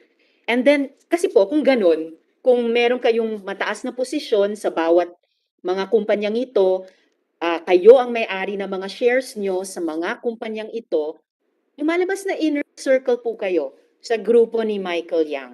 At the very least, dapat alam nyo kung totoo ba o scam lang yung calling card nila. But, totoo po ba na yung asawa nyo at si Michael Yang ay very good friends? They are business partners and they are friends, Mr. Chair. Alright. And hindi ba totoo na yung asawa nyo at si Michael Yang ay magkakamag-anak? Hindi po, Mr. Chair. Okay, hindi sila magkakamag-anak. Ngayon, si Michael Yang ang chairperson ng Philippine Full Wind Group of Companies. Accurate po ba yon? Hindi po, Mr. Chair. Okay, well, tulungan niyo po kaming i-resolve ito, itong isang point. Sabi kasi sa komite, sabi ni Huang Tzuyen, nagpaluwal ng pera si Michael Yang sa Pharmally, pambayad sa mga suppliers nila. Siya din daw, si Michael Yang daw din, ang tumatayong guarantor para sa Pharmally, sa Chinese suppliers.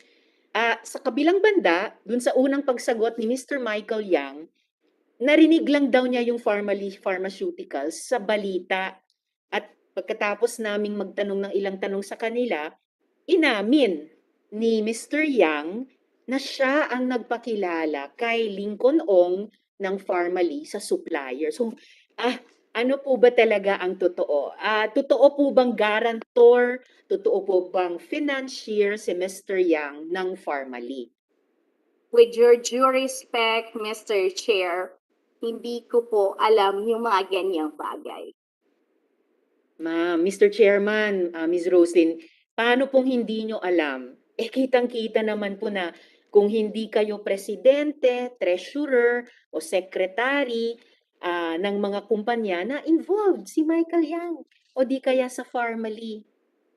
Mr. Chair, we are business partners and we don't know kung ano man po yung mga personal po niya na ginagawa.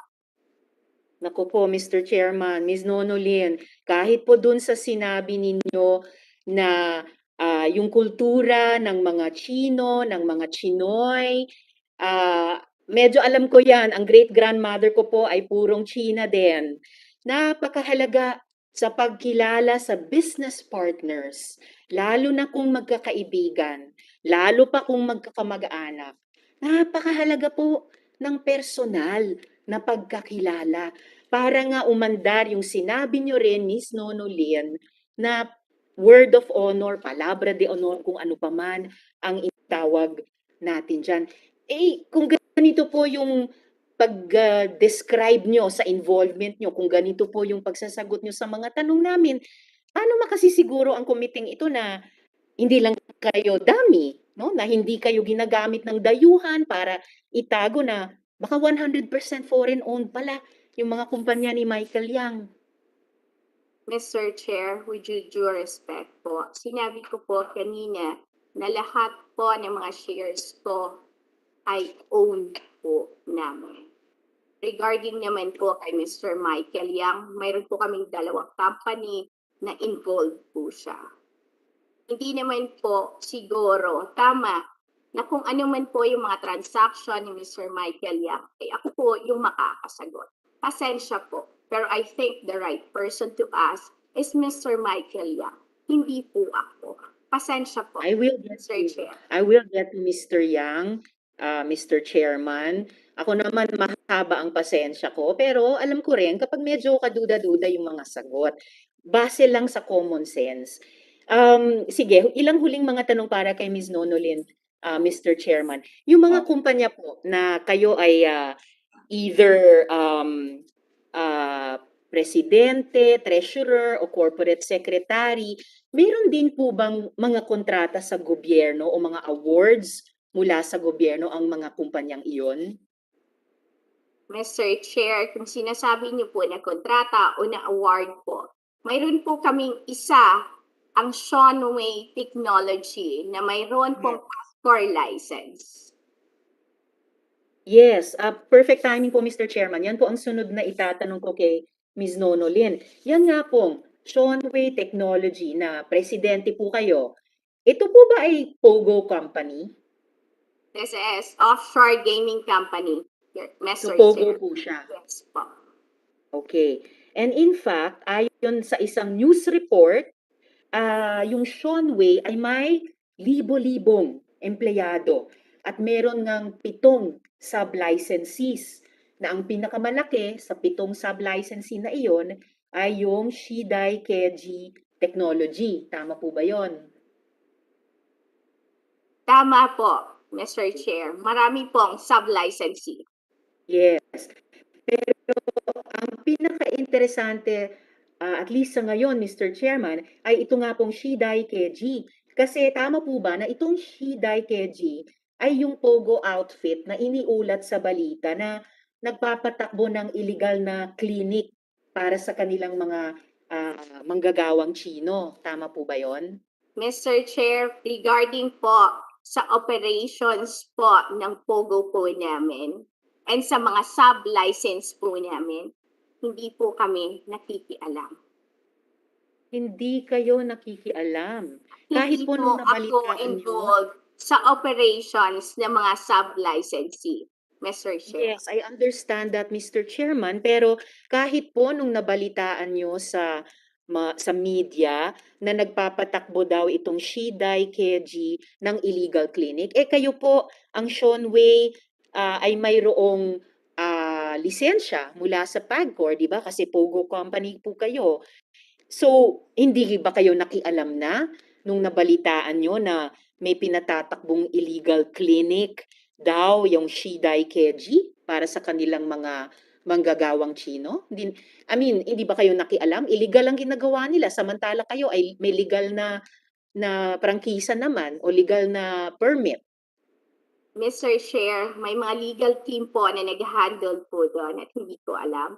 And Mr. Chair, I want to clarify po na nandito po ako to testify na sinasabi po ng Senate na ito na ako yung susi sa koneksyon ng anomalya sa pharmaceutical, Mr. Chair.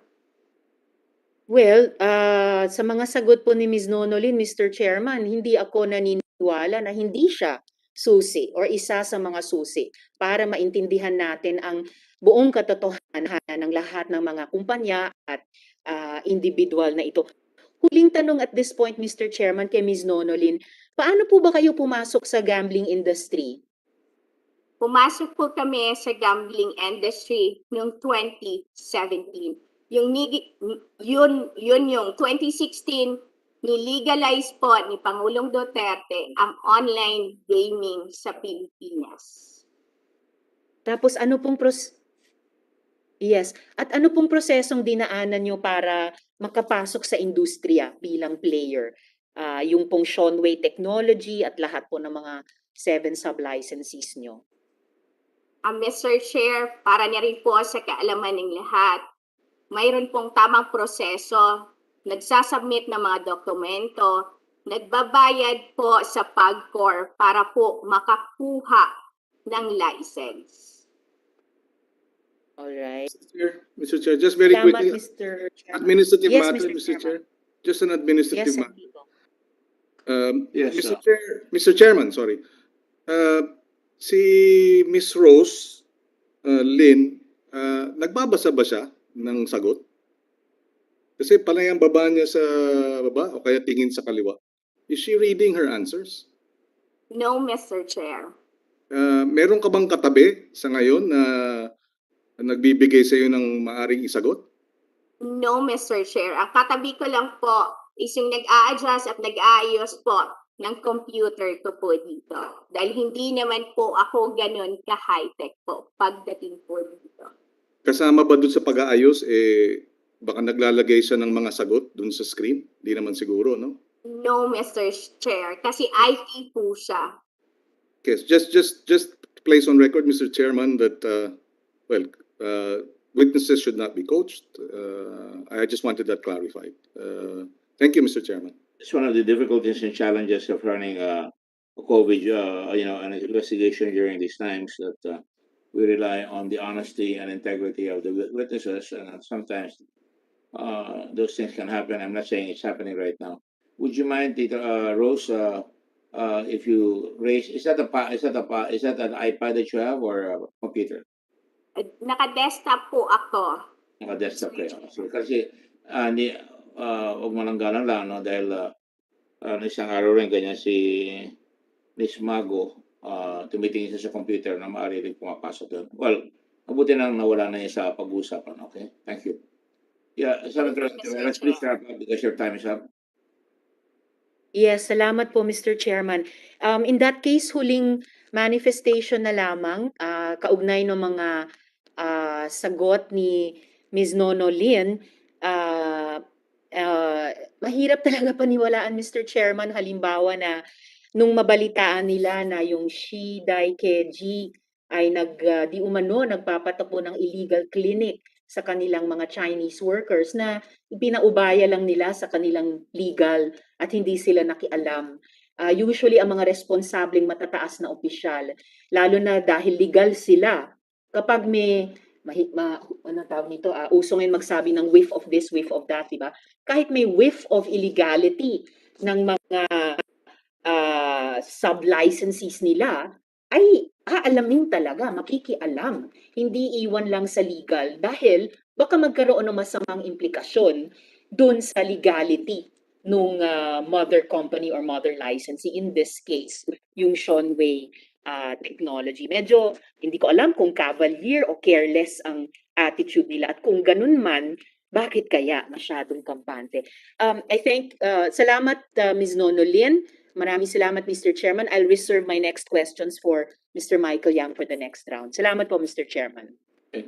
Salamat, Mr. Chair. Thank you, Senator Antivera. So, Senator Go is recognized.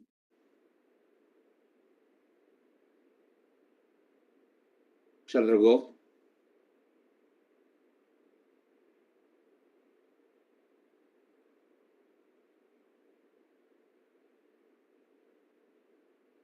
Senator Go is recognized.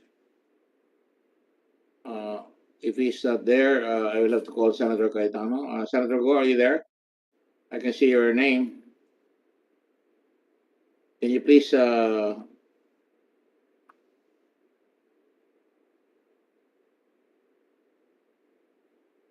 last call, Senator Go.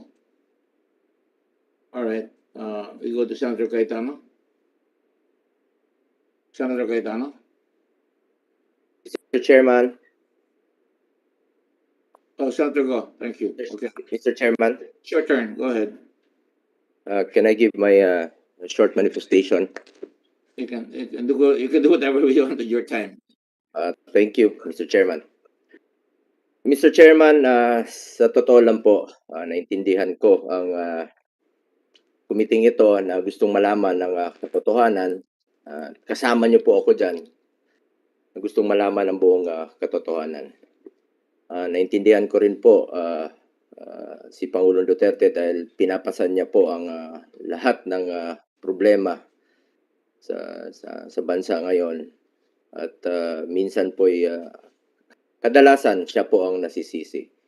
Inuhusgahan na agad ang gobyerno base lamang sa mga spekulasyon.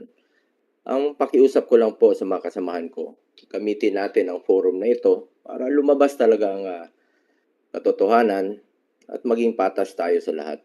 Pakinggan po natin ang lahat ng panig. Pakiusap ko naman po sa mga resource persons, makipagtulungan kayo at magsabi kayo ng totoo. Just tell the truth. Yung katotohanan naman po. Para po maliwanagan po ang lahat. Para naman po hindi madamay yung mga inosente. Para matapos na po ang mga hearings na ito at makafocus na po ang ating mga opisyal sa paglaban kontra sa pandemyang ito. Lalo na tumataas po ang kaso, nasa gitna pa tayo sa ating laban kontra COVID-19. Alam niyo po, mabait si Pangulong Duterte sa mga gustong tumulong. Pero hindi po namin ugali na magbigay ng pabor sa kaibigan o sa negosyante dahil hindi kami nakikinabang kahit kailan. Hindi namin kailangan dahil kontento na kami kung ano po ang binigay ng Diyos sa amin. Wala na kaming hilingin pa. Kaya binabalik namin ang serbisyo para sa ating mga kababayan. Trabaho lang naman po kami. Kami po yung mga probinsyano po. Pagkatapos nito, uwi na po kami ng Davao. Problema po dito, yung iba pinagpipilitan na malapit ang isang tao sa amin ni Pangulo. Pero hindi dahil malapit sa amin ni Pangulo ay ibig sabihin nagbibigay pabor na kami. Nagkakamali po kayo. Sa tinatagal-tagal ko na pong paninilbihan sa gobyerno, isa lang po ang may pagmamalaki namin. Ako po, may delikadesa po ako. Yan po ang itinuro ni Pangulong Duterte sa akin noon at yan po ang natutunan ko nung una po ako naglingkod sa kanya sa Davao City noon. Alam ng mga tao sa Davao na kung gusto ninyong magnegosyo, makipagtransaksyon kayo ng matino at malinis. Kahit mga kaibigan kayo ni Pangulong Duterte, ako po ay witness dyan. Kahit mga kaibigan ni Pangulong Duterte, kaharap ko, parati niyang sinasabi, kung ano lang po yung tama, kung ano lang po yung naaayon sa batas. Sa totoo lang po, simple lang naman ang tanong, nakialam ba kami ni Pangulo? Nakialam ba si Pangulo? Nag-influensya ba ako o si Pangulong Duterte para sa mga negosyanteng ito? Ginamit ba yung mga pangalan namin? At parati namang sinasabi ni Pangulo noon, pag ginamit yung pangalan niya, ginamit ang pangalan ng pamilya niya, ako po, pag ginamit ng pangalan ko, consider it denied. Naalala ko pa po sa isang pagdinig sa Senado, pag ginamit yung pangalan namin, consider it denied. Ang tanong naman po rito, nagkaroon ba ng pagkalugi ang gobyerno dahil kay Pangulong Duterte? Dahil utos niya po? Mr. Chairman, wala naman pong ganong utos ang ating Pangulo. Hindi naman natin mapigilan ang mga negosyante na magnegosyo kung talagang legitimate naman yan. Pero dapat ang negosyo ay naayon sa batas. Walang tinatapakan, walang naagrabyado. Kung legal ang negosyo ninyo, wala pong problema sa inyo. Parating sinasabi ni Pangulong Duterte sa mga nakausap niya, ng mga investor, narinig ko po yun. Just do what is right and what is legal. Basta nasa tama ka, welcome po kayong pumasok at hindi kayo pahihirapan. Sa lahat po ng mga pumapasok ng negosyo sa Davao City noon, pag nagbigay ka, nabanggit ko po ito sa mga yung mga developers, pag nagbigay ka, sabi ni Pangulo, huwag mong tulungan. Huwag niyong tulungan. Pero pag hindi ka nagbigay, tulungan niyo po. Ayusin yung mga papeles. Alalayan niyo. You will be given a fair chance na magnegosyo, lalo-lalo na po, na makapagbigay po ng trabaho sa ating mga kababayan. Pero kapag pumasok ka sa kalokohan o sa droga, ibang usapan na po yun. Tulad po ni Michael Yang na pinapipilitang malapit sa kay Pangulo o sa akin. Nagkataon po na kakilala siya ni Pangulong Duterte noong 1999 o 2001. Hindi ko pa po kilala yan. Kaya naging kilala ko na rin po dahil kay Pangulong Duterte. Porket hindi ibig sabihin dahil kilala o naging kaibigan ni Pangulong Duterte ay kukonsintihin na po namin sa kalokohan. Ako mismo ang witness dito at narinig ko na sinabi ni Pangulong Duterte kay Michael Yang na kapag gumawa ka ng kalokohan, gumawa ka ng illegal, pumasok ka sa droga, ililibing kita dito sa Davao. Ganyan po ang Pangulo. Wala siyang pinipili kahit kakilala o kaibigan. Kaya hinihimok ko po ang aking mga kasamahan dito na kung sa tingin ninyo ay may atraso ang sinuman, kasuhan na kaagad. Bigay natin sa ombudsman, yun naman po ang layunin ng kumiting ito. Membro rin po ako sa lalong madaling panahon. At ikulong. Meron naman tayong sandigan bayan. Nagsabi na rin po si Pangulo na kung sangkot siya sa korupsyon, sabi ni Pangulo, pag siya mismo ay sangkot sa korupsyon, he will resign. Ako rin po, nagsabi na rin po ako, pag sangkot ako sa korupsyon at anumang illegal na transaksyon sa gobyerno, ni piso, I will resign. Let me put on record, kahit isang beses, hindi kami nakikialam at hindi kami nakikisawsaw ng Pangulo sa anumang transaksyon sa gobyerno. Mga simpleng probinsyano lamang kami na binigyan po ng oportunidad ng Panginoon na manilbihan sa ating bayan. Hindi po namin sasayangin ang tiwalang binigay sa amin. Prinsipyo at pangalan ang pinanghahawakan namin at hindi namin ito sisirain. Kaya wag niyo lang pong ipilit ang gusto niyong ipilit. At wag niyo po kaming itulad sa inyo. Kaya ano pa ba ang gusto niyong palabasin sa hearing na ito, na sangkot si Pangulo sa korupsyon? Ano ba talaga ang gusto nating palabasin dito? Nagsabi na po ang Pangulo na yariin niyo po ang dapat yariin. Formally, wala po siyang pakialam dyan. Kung pinagtakpan ni Pangulo, ibang usapan po yun. kami na po nagsabi sa inyo. Yariin, kasuhan at ikulong po kung may anomalya. Ano pa bang gusto nating gawin rito? Pilit ikinokonek sa administrasyon kay Pangulong Duterte at gawing political circus na po itong pagdinig. Yung katotohanan lang po, ako po'y kaisa ninyo para malaman po ang katotohanan. Kawawa naman po yung mga taong wala naman pong kinalaman. Maaring hindi maiwasan na magamit po ang pangalan namin ni Pangulo, pero parati naman naming sinasabi na kapag ginagamit ang pangalan namin o meron pong nag-name drop, sabi na nga ng Pangulo, pag ginamit ang pangalan namin, ibig sabihin, huwag niyong tulungan. Marami na pong pinakasuhan si Pangulong Duterte na ginagamit yung pangalan namin. Yung iba dyan, mga mukhang pera, nakatikim na po ng pera at pinakain niya ng pera. Marahil may gumagamit ng pangalan namin ni Pangulo na hindi namin alam, pero nagbabala na po ang Pangulo. Pag ginamit ang pangalan, automatic denied na po yan. Dahil ang bilin niya, unahin po ang interes ng bayan, interes po ng gobyerno, hindi interes ng ilang tao lamang na nagpapanggap na malapit sa amin, pero sarili lang po nila ang iniisip nila at sarili lang nila ang nakikinabang. Sa totoo lang po, sa sobrang busy namin sa paglaban sa pandemyang ito, halos wala na po kaming tulog sa trabaho, namumroblema na po kami paano natin malampasan ito, trabaho at pagsiservisyo lang po inaatupag namin. Alam ng Pilipino yan. Huwag niyo na po kaming itulad sa iba. Yung mga taong walang nagawa sa bayan na pilit po na nag-iingay para mapansin, pilit pong naninira ng kapwa, pilit pong dumihan ang kapwa para sila ang pumuti. Wala kasi silang ginawa kundi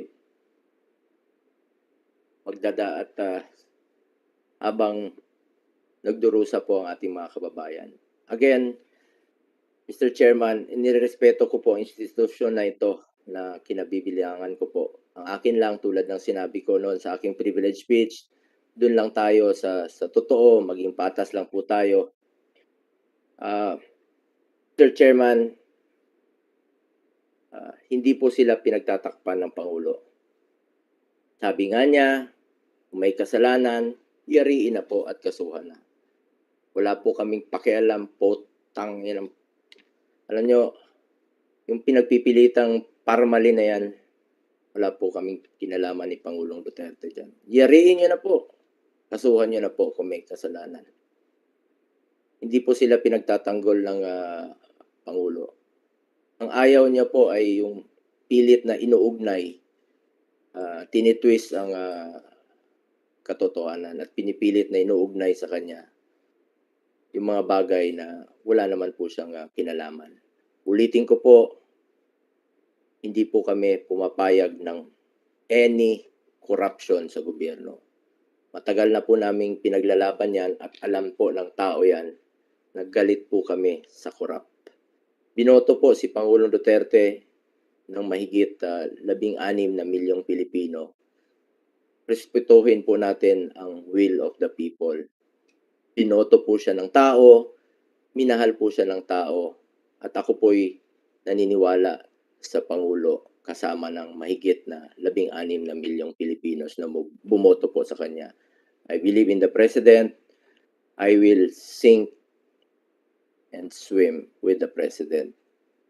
Kung hindi siguro siya ang presidente ngayon na may political will, maaring lumubog na po tayo sa dami po ng matitigas na ulo na ayaw pong makinig. Pasalamat tayo na meron tayong Pangulo na nagmamahal po sa ating mga kababayan at nagmamahal po sa ating bansa. Imbis na magdebate tayo rito, sana po magtulungan na lang po tayo, lalong-lalo na po na nasa gitna pa tayo ng pandemya. Sana po wag na po tayo magsiraan. Nasa krisis po tayo. Hindi po ito panahon ng pagsisiraan. Panahon po ito ng pagtutulungan. Gaya na rin po ng sinabi ng kasamahan natin dito. Marami pong naghihirap sa ngayon. sana po wag natin haluan ng politika ang laban kontra COVID-19. Dahil Pilipino po ang nakataya dito. Kawawa po sila, lalong-lalo na po yung mga mahihirap po. Kapakanan po ng mga mahihirap po ang nakataya dito. Buhay po ang nakataya dito. Again, Mr. Chair, nirerespeto ko po ang institusyon na ito na kinabibilangan natin lahat. With that said, Mr. Chairman, let me ask some questions to our resource persons I'm sorry, Mr. Go, you have consumed your time. You started at 11:45. It's now 11:12. I was hoping that you would ask questions. I didn't want to interrupt you. I thought you were going to go around and ask questions, but the chair will give you time now. Salamat. To COA, Mr. Chairman Mike Aguinaldo, I have some few questions. Ito pala, nakapang-anim na ho tayo na hearing. Ito pa lang po yung una kong pagtatanong. Chairman Aguinaldo, sir, pakiulit lang po para sa kaalaman ng hindi nakarinig. Sa COA report ninyo, sinabi nyo bang may corruption sa DOH o sa PS-DBM? Kung ano po yung nasagot nyo rin po sa mga ibang pagdinig. Mr. Chairman, magandang hapon po. Yung tungkol dun sa DOH, naglabas po kami ng statement, I think, noong August 13, no? Saying na wala naman po sa findings that there was any money lost to corruption. Wala pong sinasabing ganun yung report.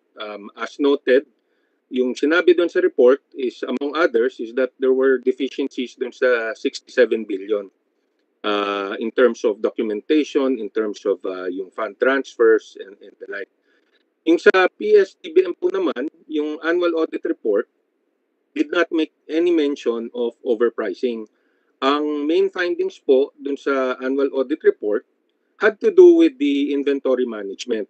Yun po ang nakalagay doon sa mga report po na yun. These are reports as of December 30, 2020, kasi ang coverage po ng mga reports na yan are January to December, yung fiscal year po ng 2020. And these reports came out around June, July of this year po. Sa due process po, Mr. Chairman Aguinaldo, paano natin malalaman kung may anomalya o corruption? Kung hindi po na banggit yun sa report, kung wala namang sinasabi dong nakitang ganon, ang next step po niyan would be, kasi yung audit process po, ongoing po yan. Hindi naman natatapos yun paglabas ng report, tuloy-tuloy pa rin yan. So kung may makita sila, ilalabas po yan. Pero doon sa mga nakasaad sa report, kung may makita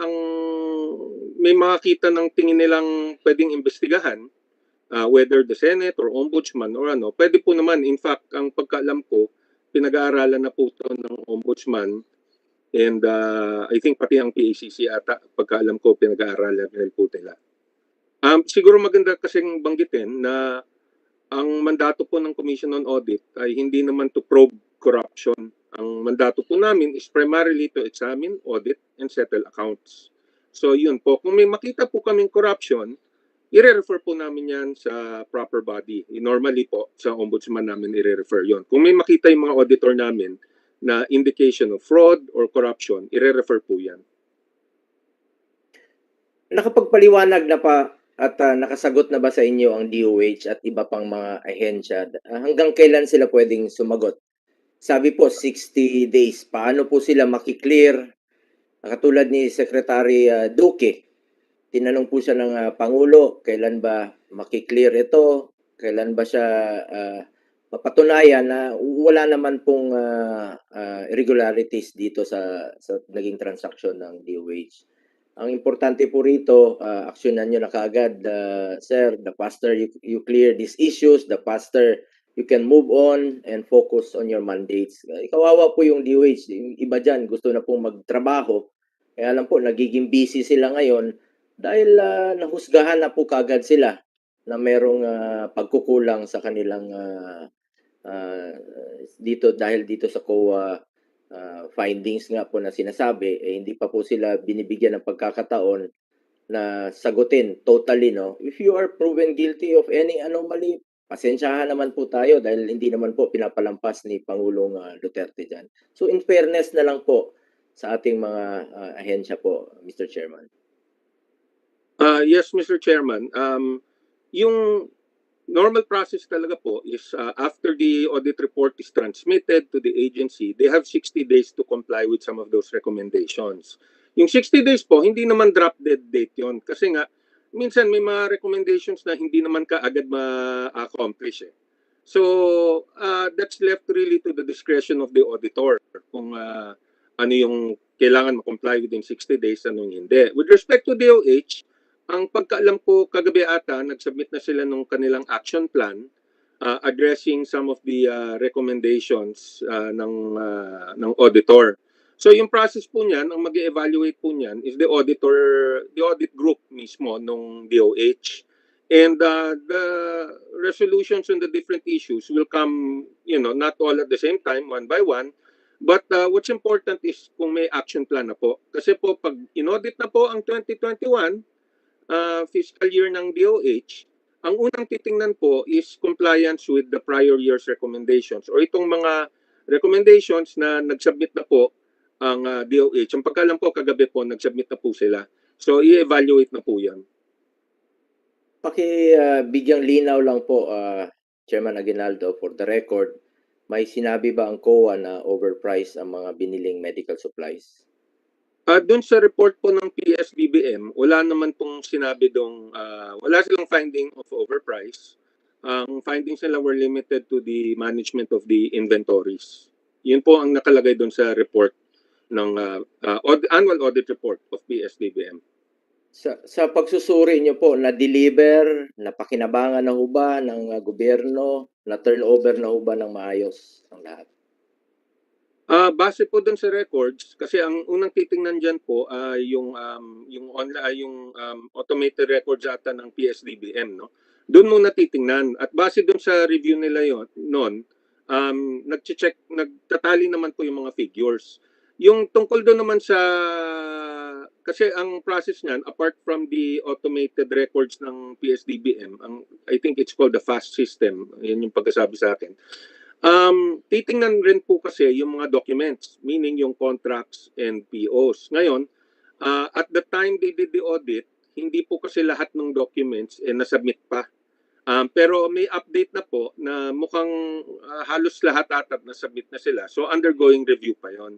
Kaya specifically, siguro banggitin na lang natin yung formally, there was a request rin kasi po from a member of the House of Representatives nung budget hearing po namin kung titingnan ng maigi yan. As I explained last time, nung tinanong ako ni, I think ito Senator Pangilinan who asked me about yung kung ino-audit rin yung formally, tinitingnan rin po yan because as I mentioned, ang unang tinitingnan nila are the records, the automated records. Kung nagmamatch naman, okay yun, walang problema. But then they will now look at the documents, yung contracts, pag sinabit na. And like I mentioned, at the time of the report, hindi pa kasi nasasubmit lahat. So ngayon, tinitingnan po yan. That's now what they're looking at based on itong mga some of these things that are coming out dito sa ano. In the ordinary course of audit kasi, hindi sila papasok ng ganun kalalim. Natitingnan nila yung qualifications of formally and the like. Hindi po nila tinitingnan yon unless there's a red flag na makita nila na, uy, parang may suspicion sila. So they might go further. Pero like I mentioned, hindi po kasi lahat ng contracts na ano. But as of the audit report, wala pong findings on overprice. Going back to your original question, sir. Mr. Chairman. Sir, kung Mr. Chairman Aguinaldo, kung nagawa niyo pong ilagay sa inyong website yung mga COA observation findings, sana po pagkatapos ng 60 days na binigay niyo, ilagay niyo rin po yung inyong findings kung meron bang irregularities na nakita o naayos na ba, settled na ho ba? Para in fairness naman po sa mga ahensya na nagtatrabaho at gusto na pong makapagtrabaho at kawawa naman po sila na nahuhusgahan kaagad sila. Pag may kasalanan, May pagkukulang, kasuhan nyo na po kagad. Pasa nyo na sa ombudsman. Yun naman po ang trabaho ng COA. Yun naman po ang trabaho ng ombudsman. Yun naman po ang trabaho ng ating sandigan bayan. Kaya nga po may kulungan tayo para ikulong yung mga dapat ikulong. Maraming salamat, Chairman Aguinaldo. To former PSDBM Director Leong, I have one question na po. Sorry, your time is up. I gave you an extra 10 minutes actually. There are other people waiting right now. Shall we proceed? Senator Pimentel, is he there?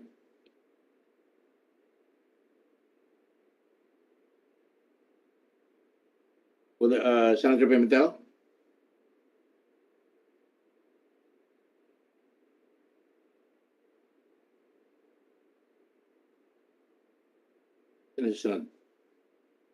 Senator Dillon is next. Senator Villar, are you there?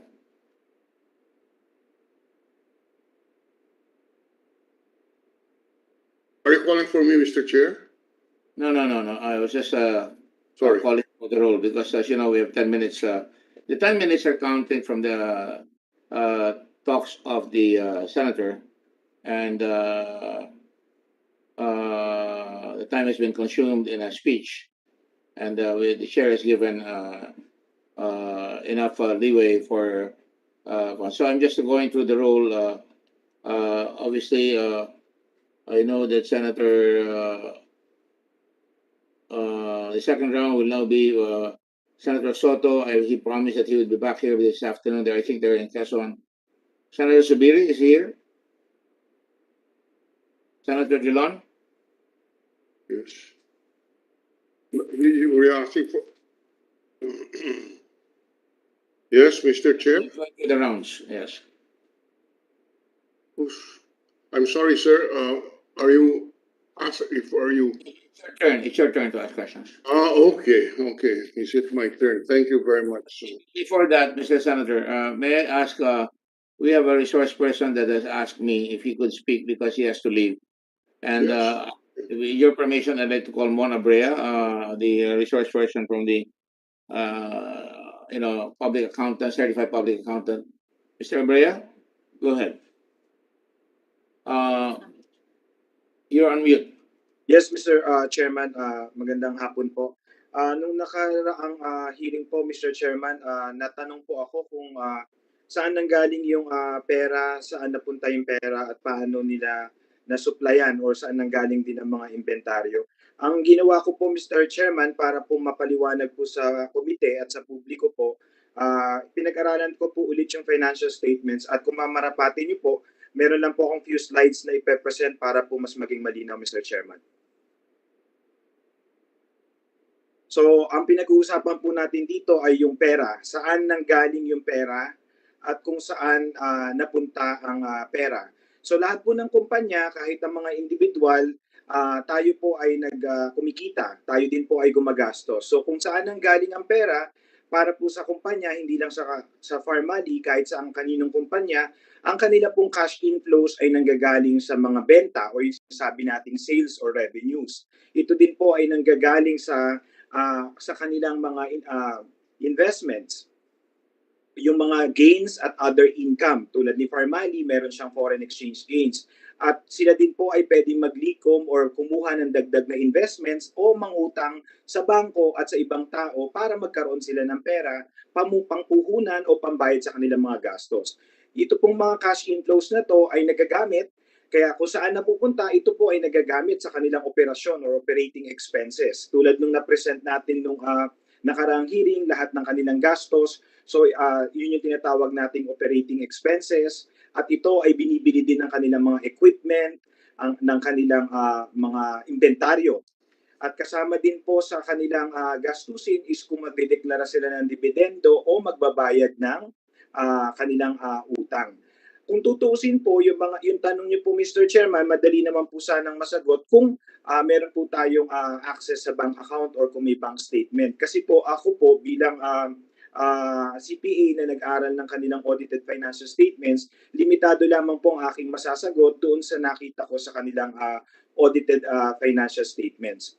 So, Gusto ko lamang pong ipakita yung kanilang cash flow statements para po paalam sa ating komite kung ano yung mga dapat linawin o yung mga red flags na kung makukuha naman po natin yung mga dokumento, pwede nyo pong pag-aralan para po masagot. Ulitin ko po, hindi ko po kasi kayang sagutin yung mga tanong na hindi po nakikita sa audited financial statements. So, doon na tayo sa cash flow statements. Pasensya na po, may problema din po kasing internet.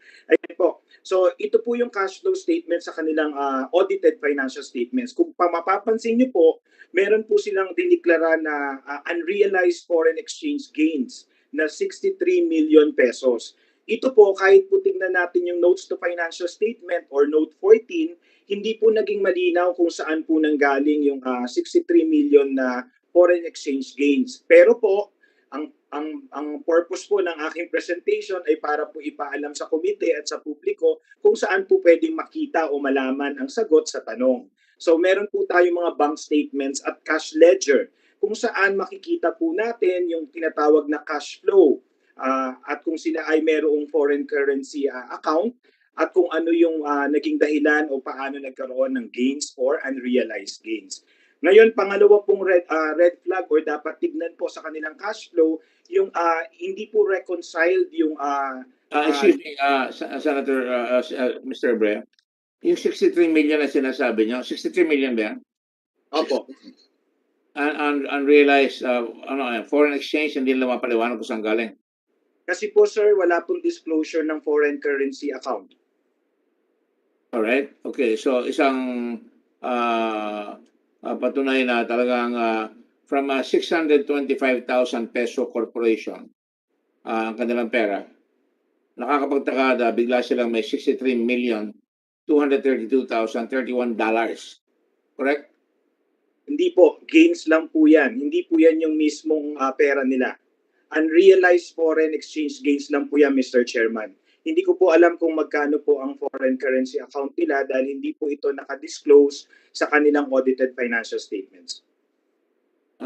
Can you expand that in Tagalog because ako nahihirapan baka iba rin nahihirapan. Ang ibig sabihin po, Mr. Chairman, kumita po sila, meron po silang kikitain sa kanilang hawak na foreign currency pag ito po ay pinalit nila sa peso. Pero hindi ko po alam dahil wala po sa kanilang audited financial statements kung magkano po o kung meron nga silang foreign currency account.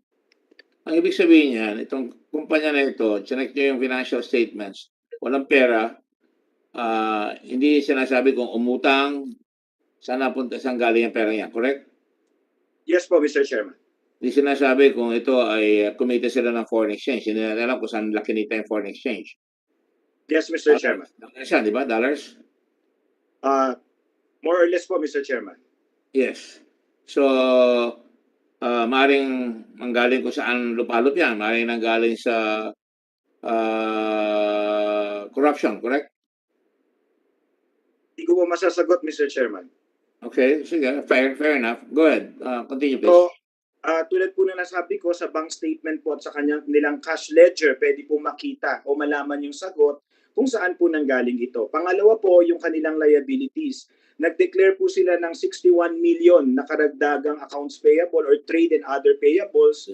Pero pagdating po sa kanilang balance sheet or nasa note 10 ng kanilang financial statement, ito po ay naging 1,748,000 na lamang po. Ngayon po, tulad ng sinabi ko, dapat po ang tignan natin yung source documents para po mapaliwanag kung bakit talaga bang may utang, saan nanggaling yung utang, sinong inutangan. So ito po yung bank statements. Meron din po silang cash and accounts payable ledger at purchase ledger. So doon po dapat nakalista kung sino yung mga nagpautang at kung nabayaran na nila yung mga utang. Pero base po dito sa slide na to, hindi po nagtugma yung kanilang balance ng accounts payable or utang, outstanding na utang, sa kanilang idineklarang nakuhang pera mula sa kanilang accounts payable or pagkakautang. Pangatlo po, yung tinatawag na financing. Natanong nyo na din po ako mga 2 beses po kung sino ang nag-finance o saan nanggaling ang pera. Hindi din po kasi malinaw sa kanilang cash flow statement kung mayroong nagpahiram ng pera kasi ang nakalagay lamang po dito ay may interest payment na binayaran pero wala pong disclosure kung sinong nagpautang, kung bangko, pamilya o related party transactions. Pero pwede naman po ding malaman sa kanilang source documents kung ano po ang kung saan nanggaling yung kanilang finances.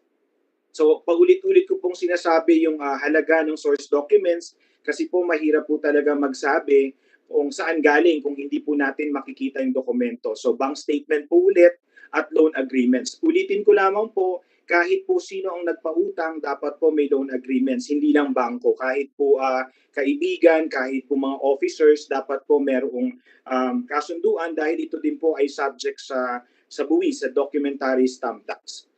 Then, ang pinakahuli po, yun naman po ulit, yung foreign exchange na naman po. Nagkaroon ng 3.6 million epekto ng exchange rate dahil sa kanilang foreign currency.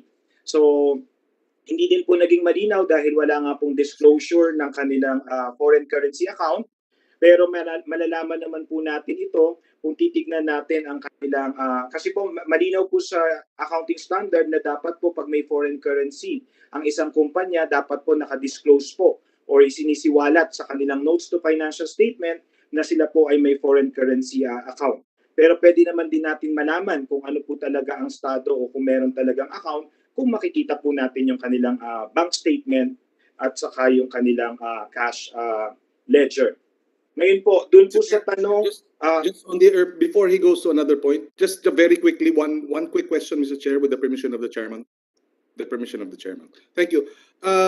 Sabi nyo, kailangan walang source ng gains, hindi nakalagay, hindi nakalista. Kapag ikaw ba masinop na accountant, lahat yon dapat kasama at supporting documents dito sa audited financial statements? Yes, Mr. Chairman, kasi po may basihan po dapat lahat ng amounts na nakareport sa ating audited financial statements. Okay. So you're saying, kung masinop yung accountant, dapat lahat ng mga sinasabi mong dokumento kasama? Tama po, Mr. Chairman. Okay. Pero dito, wala. Kaya hindi maliwanag. Very opaque. Di ba? Very opaque. Ibig sabihin... Tama po, Mr. Chairman. Masasabi bang magulong intindihin? Pwede po, Mr. Chairman. Okay, magulong intindihin. Magulo yung pagka-audit. May mga hindi nagtugma-tugma na amount, Mr. Chairman. Thank you, Mr. Chair. Just for the... maraming salamat for the opportunity to interject. Yun, pagdating naman po doon sa paano na supply o saan nanggaling ang supply, sa basic principle po ng supply chain, mapapansin po natin na si Farmali po ay hindi talaga manufacturer at wala naman pong problema doon. Pero para lang po maintindihan ng komite at ng ating mga kababayan, pag manufacturer po, ang inyo pong inaangkat or supplier na kailangan nyo ay para sa raw materials at ito po ay bubuhin nyo bilang produkto, saka mapupunta sa mga distributors or retailers bago makarating sa consumers. Pero pag manufacturer po, pag merchandiser po o wholesaler, ito po ay finished goods na. Sa pagkakataon po ni Farmali, ay sa lagay po ni Farmali, dalawa po yung naging klase ng transaction nila.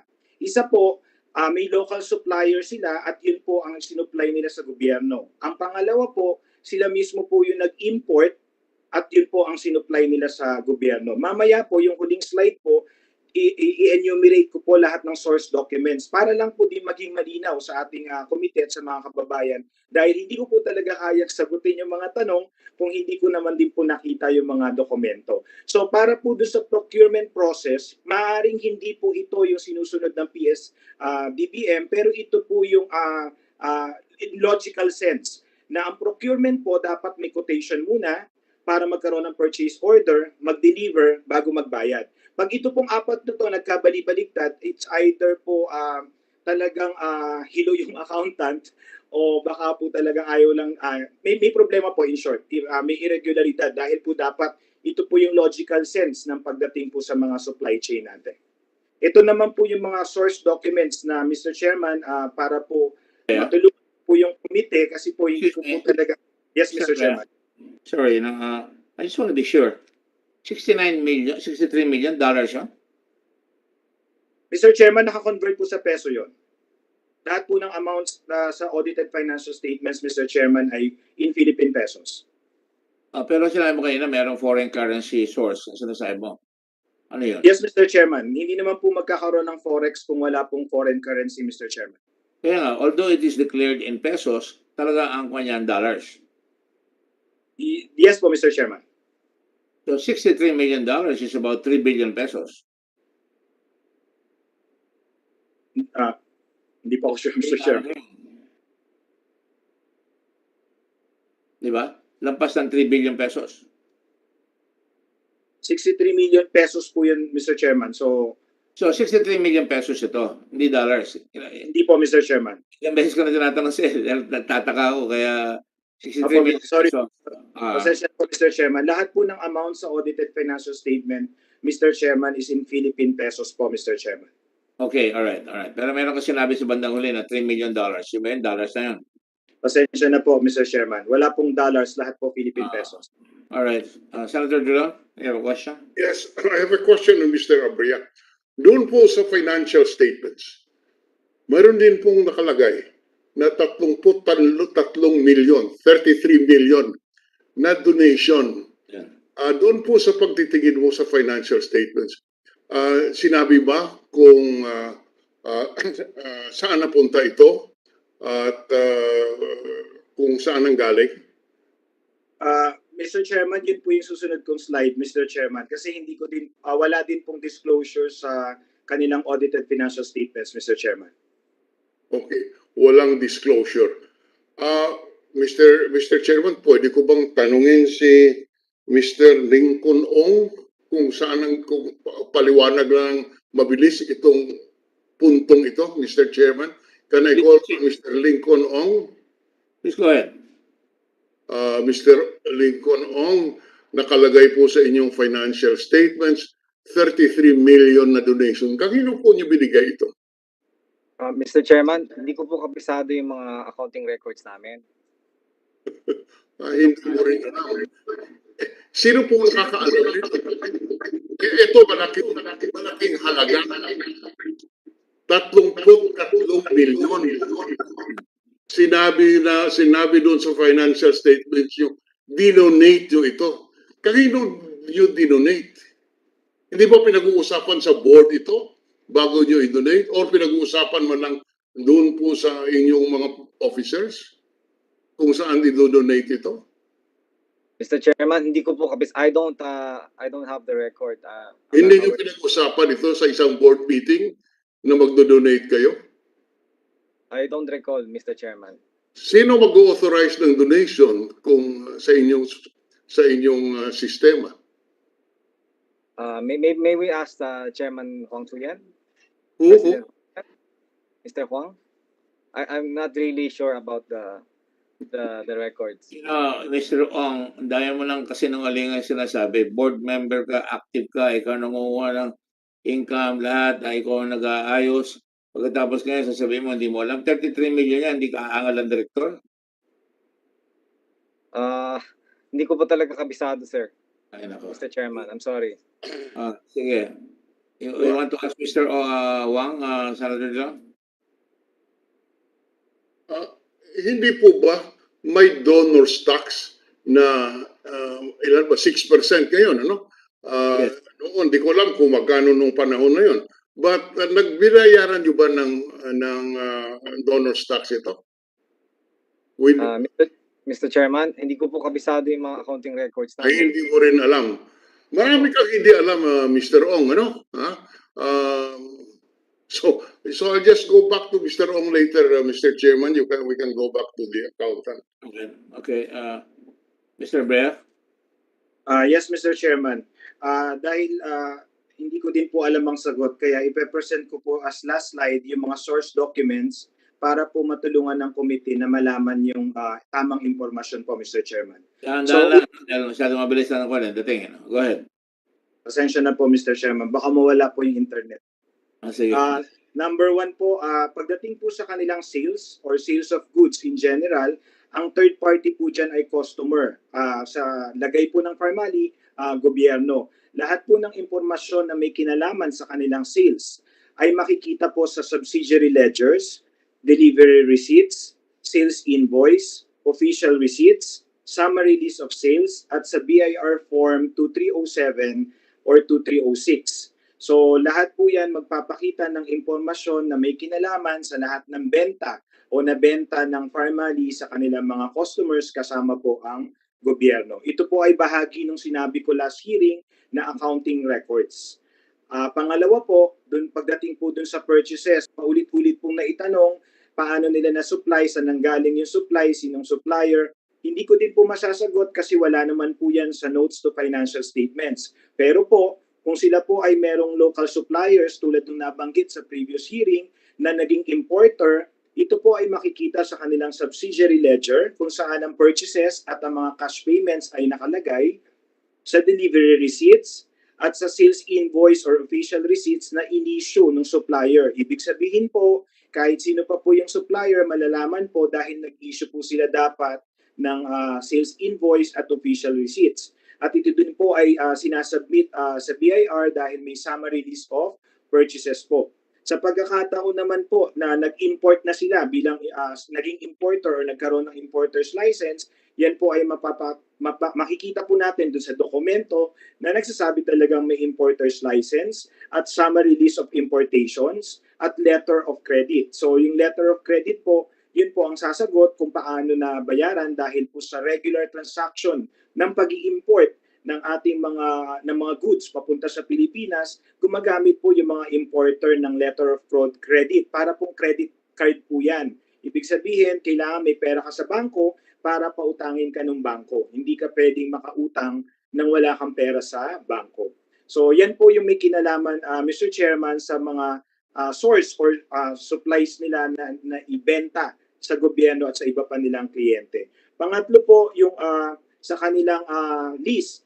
Tulad po nung nabanggit ko sa una kong presentation, wala naman po kasing disclosure sa lease agreement or wala naman din pong nakadeclare na rent expense. Kaya kung makikita po kung talaga pong may lease na warehouse or opisina sa kanila pong BIR registration dahil tulad po ng nabanggit ko, lahat po ng opisina, branch, facilities, factory o warehouse dapat po nakarehistro sa BIR. At dapat po may lease agreement as reference po kung magkano yung babayaran na upa at ito po ay may documentary stamp tax. So ibig sabihin po, kung makukuha po natin itong mga dokumento na po ito, masasagot po lahat ng tanong natin. Pero ngayon po, Mr. Chairman, pasensya na po, wala po talaga akong masasagot dahil wala po akong access sa mga information na to. At meron din pong withholding tax or expanded withholding tax na 5% na binabayaran ang mga nangungupahan.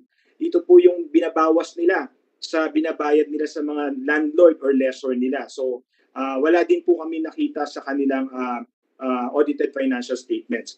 Pang-apat po, sa pangalawa sa huli, yung sa cash flow from financing. Ito po yung kung nangutang o nagbayad ng utang.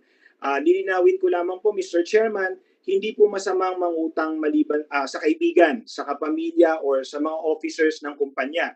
Pwede po yun maliban sa bangko dahil may mga pagkakataon po talaga, Mr. Chairman, na mahirap mangutang sa bangko dahil maraming requirements.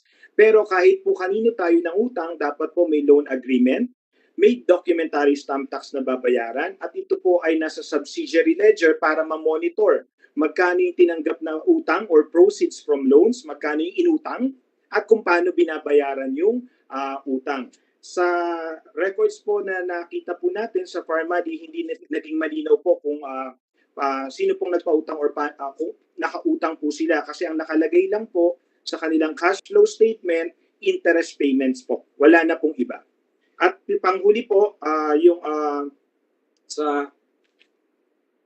sa tanong po ni Senator Drilon, Mr. Chairman, yung sa donation, hindi po malinaw kung cash po o inventory yung dinonate nila, pero ito po makikita natin sa deed of donation, sa certificate of donation, at sa donor's tax return tulad po ng sinabi ni Senator Drilon, Mr. Chairman. Yan po ang lahat, Mr. Chairman, ng mga dokumento na pwede po makatulong sa komite para po masagot po yung tanong natin kung saan nanggaling ang pera, saan napunta ang pera, paano nag-supply, sino ang nag-supply, Mr. Chairman. Maraming pong salamat, Mr. Chairman. I have a question too. Go ahead, Senator John. Yes, Mr. Chairman. Yes.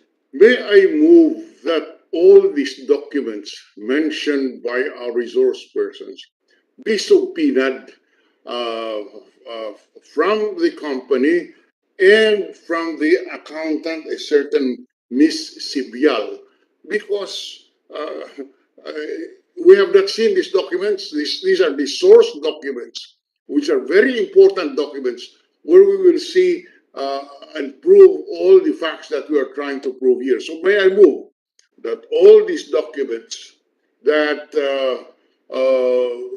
our resource person mentioned be subpoenaed uh, either from Mr. Dargani or as president or whoever, and from Ms. Sibyal, because he was the one who prepared the financial statements. So, although I think I'm just trying to get in touch with the Director General. I hear you, Your Honor. Yes. Have we not gotten it yet? Your Honor, we issued a subpoena yesterday asking for the enumerate or just for the documents that Mr. Abrea had been mentioning. We haven't got a return of the subpoena yet.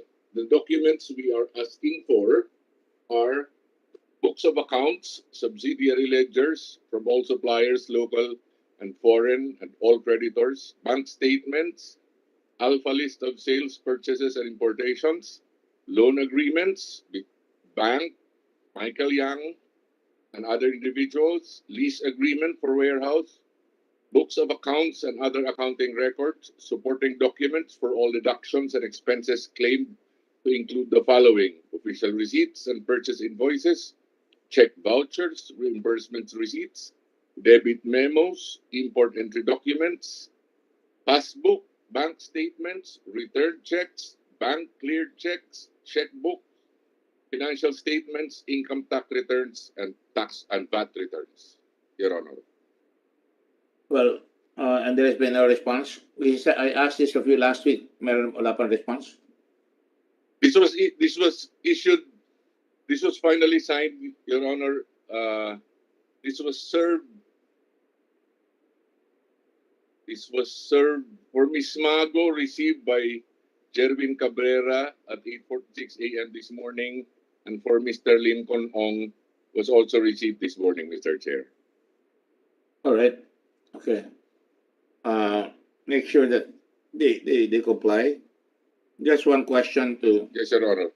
Brea. From Yes, all Mr. indications, you're saying hindi pa maipaliwanag kung paano nagkaroon ng pera at saan nakuha yung mga perang nakukuha dyan. So did I say that I can make that statement right away? Mr. Chairman, ang masasabi ko po, hindi ko po masasagot yung tanong kasi hindi po naka-disclose sa audited financial statements, Mr. Chairman. So may defecto talaga yung audited financial statements. Kulang po sa disclosure, Mr. Chairman. Hindi naglalabas. Palaging gano'n, di ba? Short. Tulad ng donor, dapat alam ng lahat ng director yan kung nagbigay sila ng donasyon, di ba? At kung may foreign exchange, dapat alam rin na lahat ng director dyan, di ba? Yes, Mr. Chairman, kasi po yung audited financial statement, pumipirma po sila ng responsibility of the management, hindi po ng auditor, Mr. Chairman. No, I mean, I know, but dapat alam ng management na yan, saka ng policy makers ng corporation, di ba? Dapat? Yes, Mr. Chairman, dahil malaki din po yung 79% din po ng operating expenses nila yung donation, Mr. Chairman. Alright, okay, alright. Mr. Chair, just on that point of the 78%, very quickly, Mr. Chairman, Go ahead, please. Thank you. Is that unusual that 78% of your operations goes to a donation? 79%, Mr. Chairman. Yes po, Mr. Chairman. Normally po nasa salaries po at rent expense ang malaking portion po ng operating expenses, Mr. Chairman. So if a company hypothetically has 79% of its operating cost going to donations, what company is that? Baka po foundation, Mr. Chairman. Pero hindi corporation, hindi business commercial corporation. Yes, Mr. Chair. Unlikely, Mr. Chairman. Okay. Thank you, Mr. Chairman. Now, I would like to ask you one more question, last question. Sinabi ni Lincoln Ong nung last week na nakakuha sila ng pera dito kay Tiger Phil. Brother Tiger Phil. At pinag-aralan ko yung dokumento, meron silang sinabit na, nakita mo ba yung mga sinabit na financial statements ng Tiger Phil? No, Mr. Chairman. Yung kay Farmani lang po, Mr. Chairman.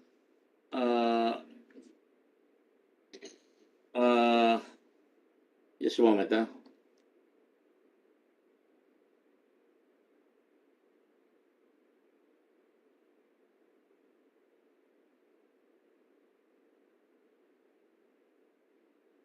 Kung nag-donate, kung nagbayad, nagbigay ng goods si Tiger Phil, doon sa hinahanap ni Lincoln Ong, nakakulangan niya sa goods, nagmamadali siya. At lumalabas nga dito sa pagsusuri natin, pinasa niya yung goods na kailangan niya ibigay kaagad dito sa gobyerno,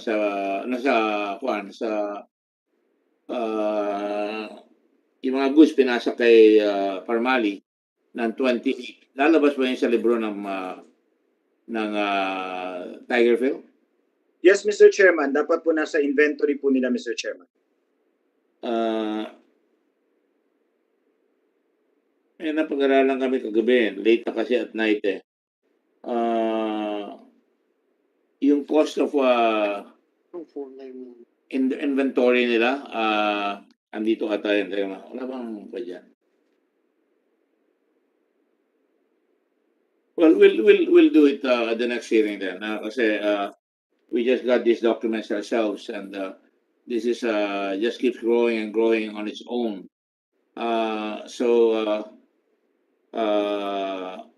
I don't think Senator Soto and Senator Lacson can come. It's already 20 to 2, and there is still quite a bit of witnesses that we have to handle. What is the pressure of the committee? Yes, Senator Duran. Well, on my part, I would like the resource person to advise us after he has access to the documents to advise the committee on his findings, and that would really be useful, at least insofar as I am concerned. So maybe this is a basis for us to give, or we should give our resource person more time after we examine these documents that are supposed to be the source documents for the financial statements. I would therefore propose that we await the submission of these financial statements, Mr. President, Mr. Chairman. But before that, if I may ask just one question to the external auditor, who I think is here. Is it Ms. Sibyal? Is that a correct recollection of the external auditor, the one who audited or who submitted the audited financial statements? Is Ms. Sibyal here? Yes, Iluminada Sibyal. Okay, just one question. Yes? Sinabi niyo po na mayroong donation na 33 million. Ano po ang support documents nito?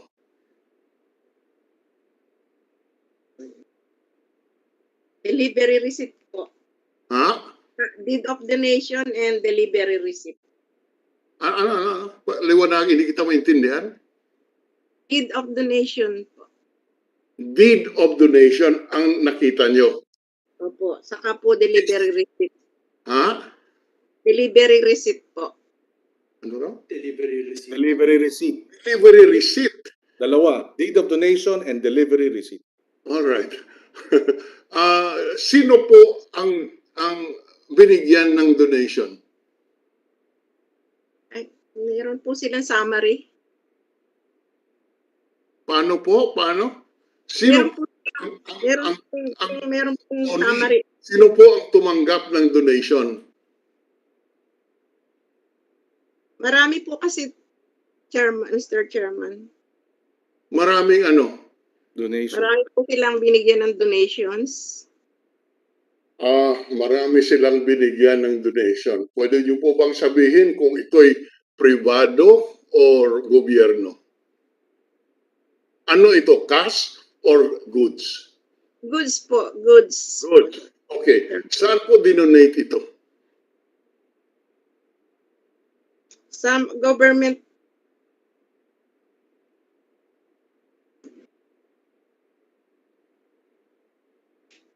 sa mga government ano po institutions. Tulad ng Tulad nino, sinong government institution? Sino? Just give us an idea. Hindi po maliit na pera ito. 33 milyon. Pakisabi mo lang kung kanino binigay ito. Sabi mo, gobyerno, sabi mo kanina sa sektor privado. Pakibanggit lang ang kung sino mga ito. Hindi naman siguro marami ito. RITM po. Ha? RITM. RITM, sino pa?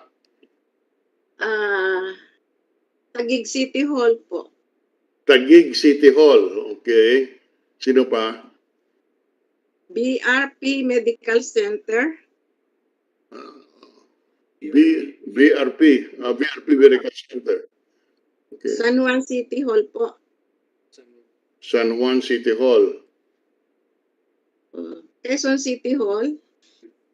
Quezon City Hall. Okay. Quezon City Council. Provincial Government of Cavite. Okay. Nabota City Hall. Yan o. Okay. Ito'y puro gobyerno. Opo. At ito'y puro goods lahat ang dineliver. Yes po. Mayroon bang iba pang donee?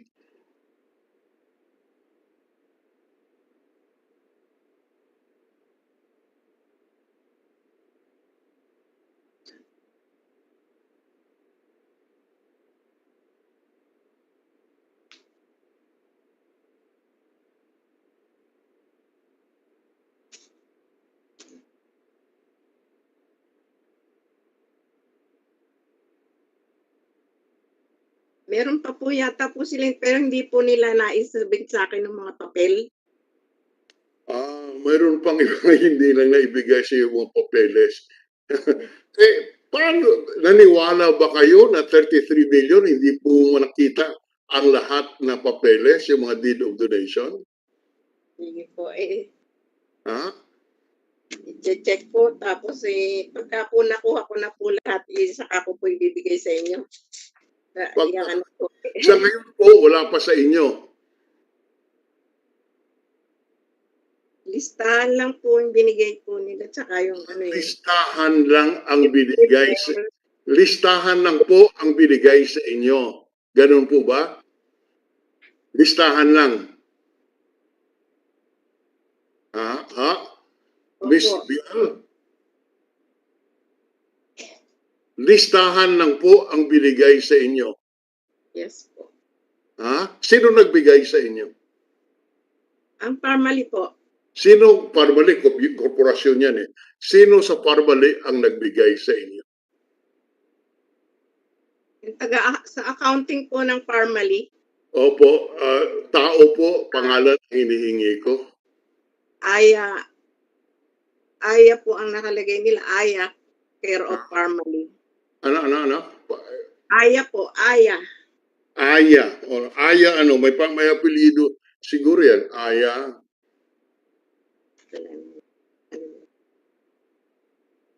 Ayaan mo na. Hindi, Aya. Walang apelido. Sinong Aya?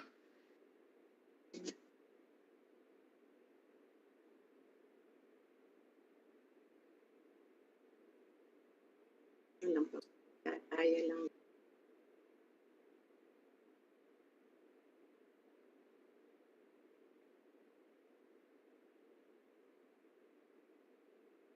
Mr. Chairman, baka pwedeng sagutin ng ibang taga-family kung alam nila, kilala na si Aya. Sino ba si Aya? Ayain mo ang ibang taga-Parmali, Miss Sibal. ayain mo kung alam nila. Okay, anyway, just to go back, just on this, Mohit ha? Dargani. Ha? Si Mr. Mohit Dargani daw po. Si Mr. Bergani. Daw, Yan. sabi niya, baka hearsay yan. Ha? Si Mr. Dargani ba ang nagbigay sa iyo nito? Secretary po niya ni Mr. Dargani. As secretary ni Mr. Bergana, itong listahan na binigay. Opo.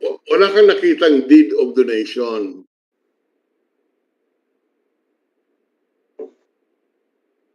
Yun mismong actual, deed of donation, nasa kanila po kopya. Nasa kanila. Hindi mo nakita.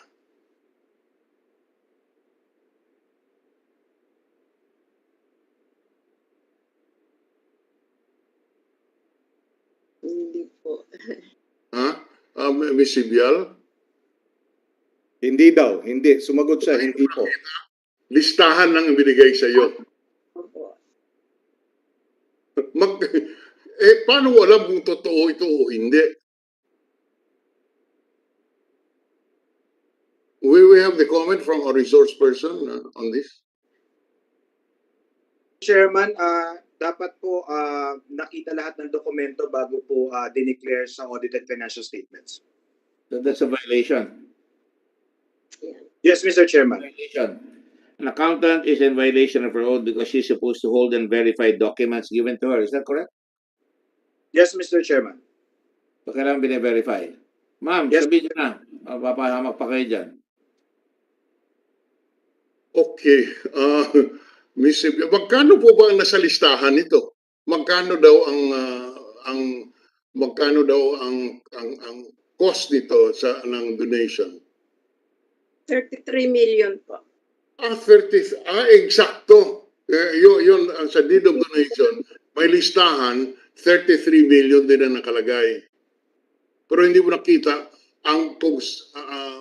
kung ang deed of donation.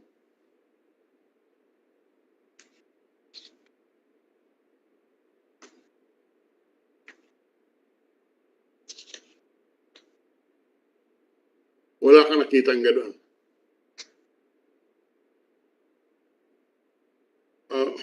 Miss Sibyal,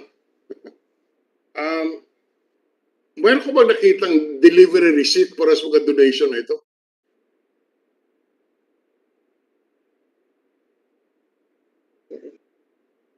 Yun po yung nakalagay nila po sa delivery receipt saka po deed of donation. Sa listahan lang, Opo. hindi mo nakita.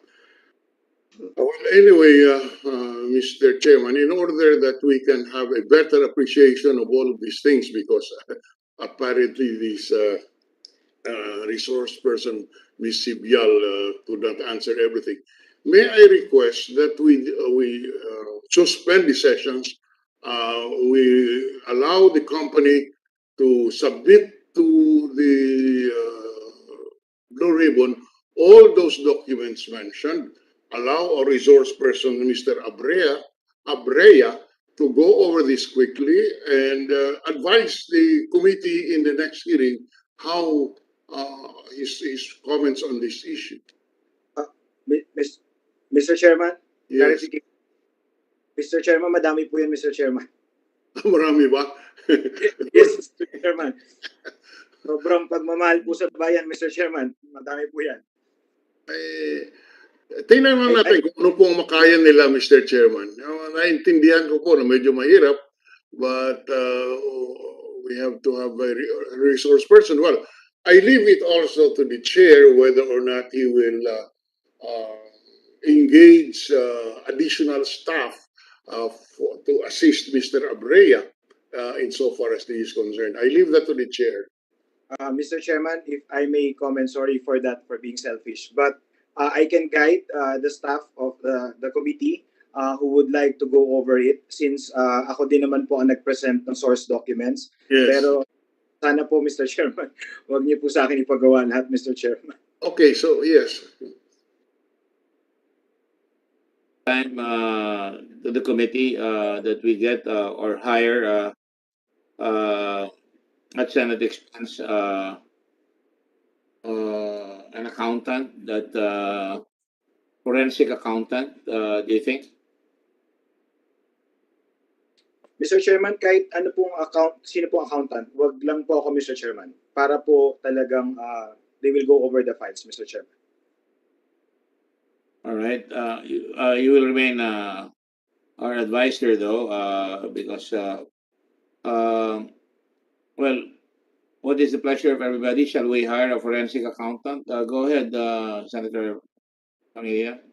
We agree that that we get an independent accountant to be able to assist Mr. Abrea, given the voluminous documents, Mr. Chairman. It's only because of that, but because you can see that the whole audited statement seems to be snake bit already. It's not. It's kind of something that you cannot rely on, and all the directors don't seem to know. By the way, Mr. Mojit, are you there? Mr. Chairman, I'm here. Yes, Mr. Chairman, I'm here. What is your position in the company? I'm the corporate treasurer and secretary. The corporate treasurer, and you know nothing about all these things? Mr. Chairman, as I mentioned in the last hearing, we actually hired a professional accounting firm to do all this. I was just a signatory for the company on behalf of the company.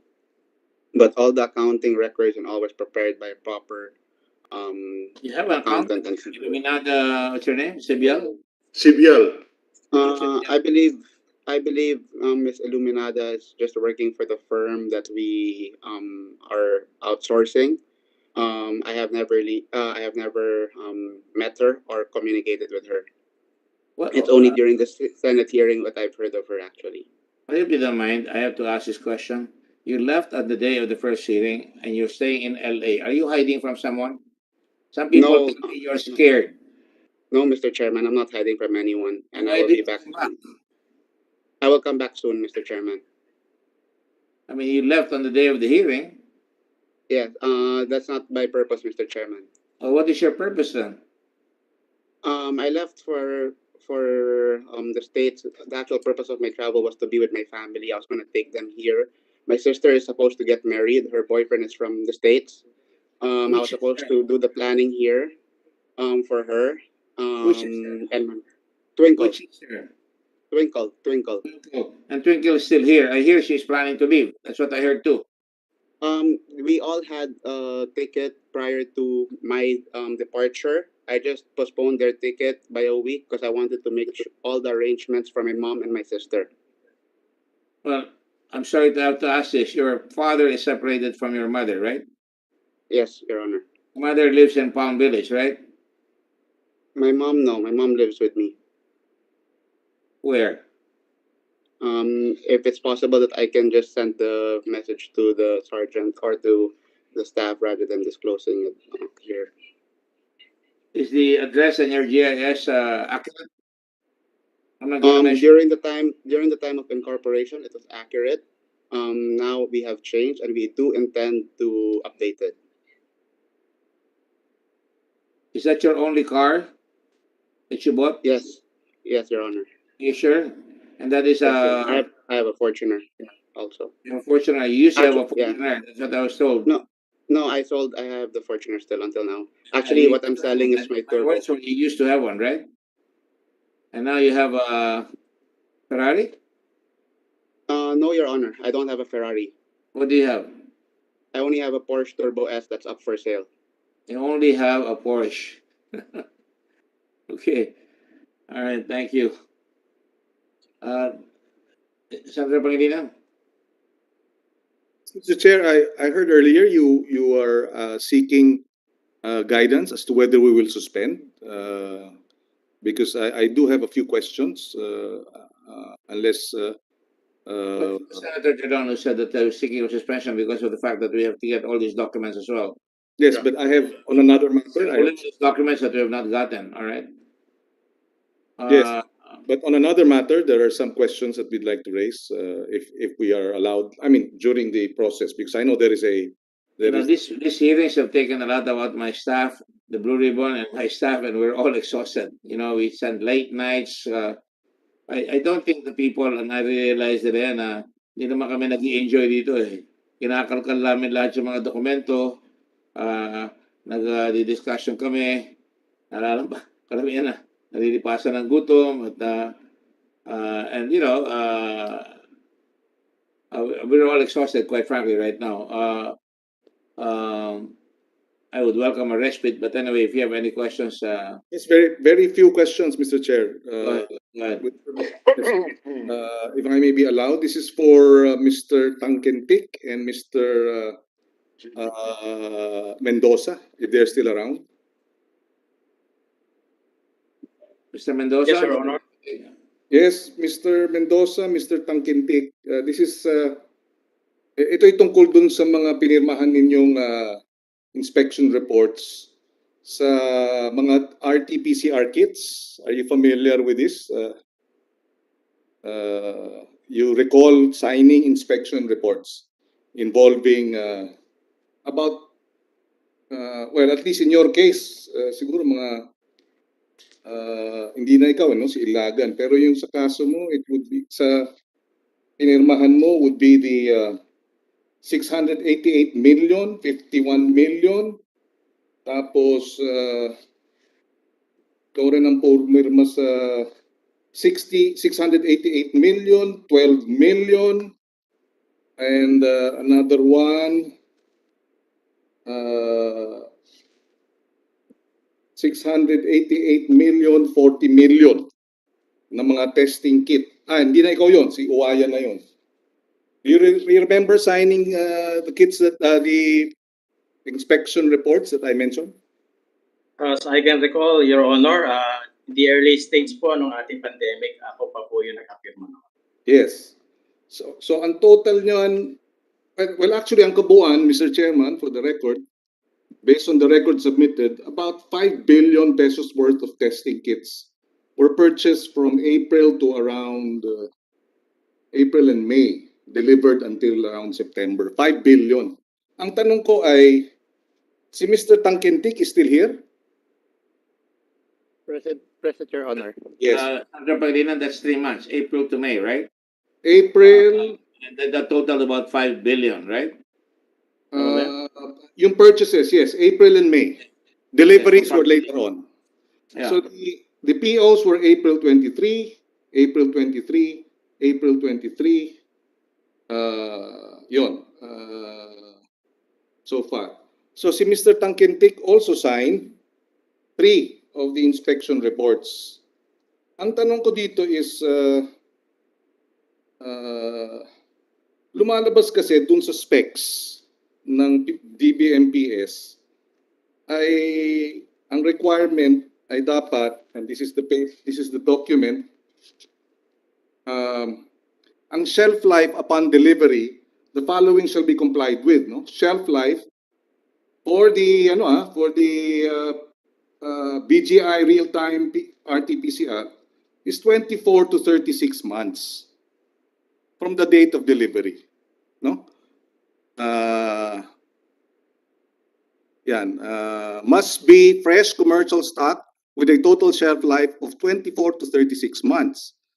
Pero yung inspection reports, nakalagay ay ang expiry dates ng mga dineliver ay 6 na buwan lang. Ito, this is 600 million pesos.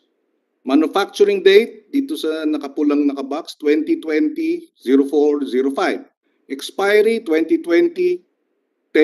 That's only 7 months. O 10, 4, 5, 6, 7, 8, 9, 10. 6 months. So bakit dun sa specs ay dapat 24 to 36 months ang shelf life, pero dito sa inspection remarks, 6 months na, expired na. Can you explain, Mr. Tankentik? Kayo ang pumirma eh. Yes, Your Honor. Sir, Your Honor, during the inspection of this item, sir, it was discussed with the DOH regarding the shelf life. So napansin din ninyo, in other words, Opo. kasi ang Nilagay po namin specs, po. ang specs 24 to 36 months. Di ba? Opo. Opo. Dapat 24 to 36 months. Pero ang dumating, it will expire in 6 months. So obviously, hindi sumunod sa specs. Tama yun, di ba? Opo. Okay, so bakit tinanggap? Kung hindi sumusunod sa specs. And mind you, Mr. Tangkintik, di ba? This is hindi to maliit na pera, 5 billion to. Na lahat nung in-inspect, in the other inspection reports, si Mr. Uwayan na at yung iba pa, no? Nandyan din ang pumirma. Pero dun sa unang dalawa, ikaw at si Mr.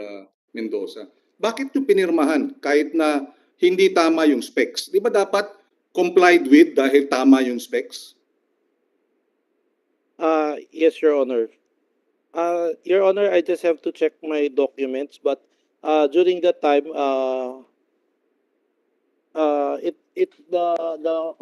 the kits that were delivered were not within the 12-month period, but with the RITM during the time with the joint team, it was determined that the kits would be consumed prior to the expiration date.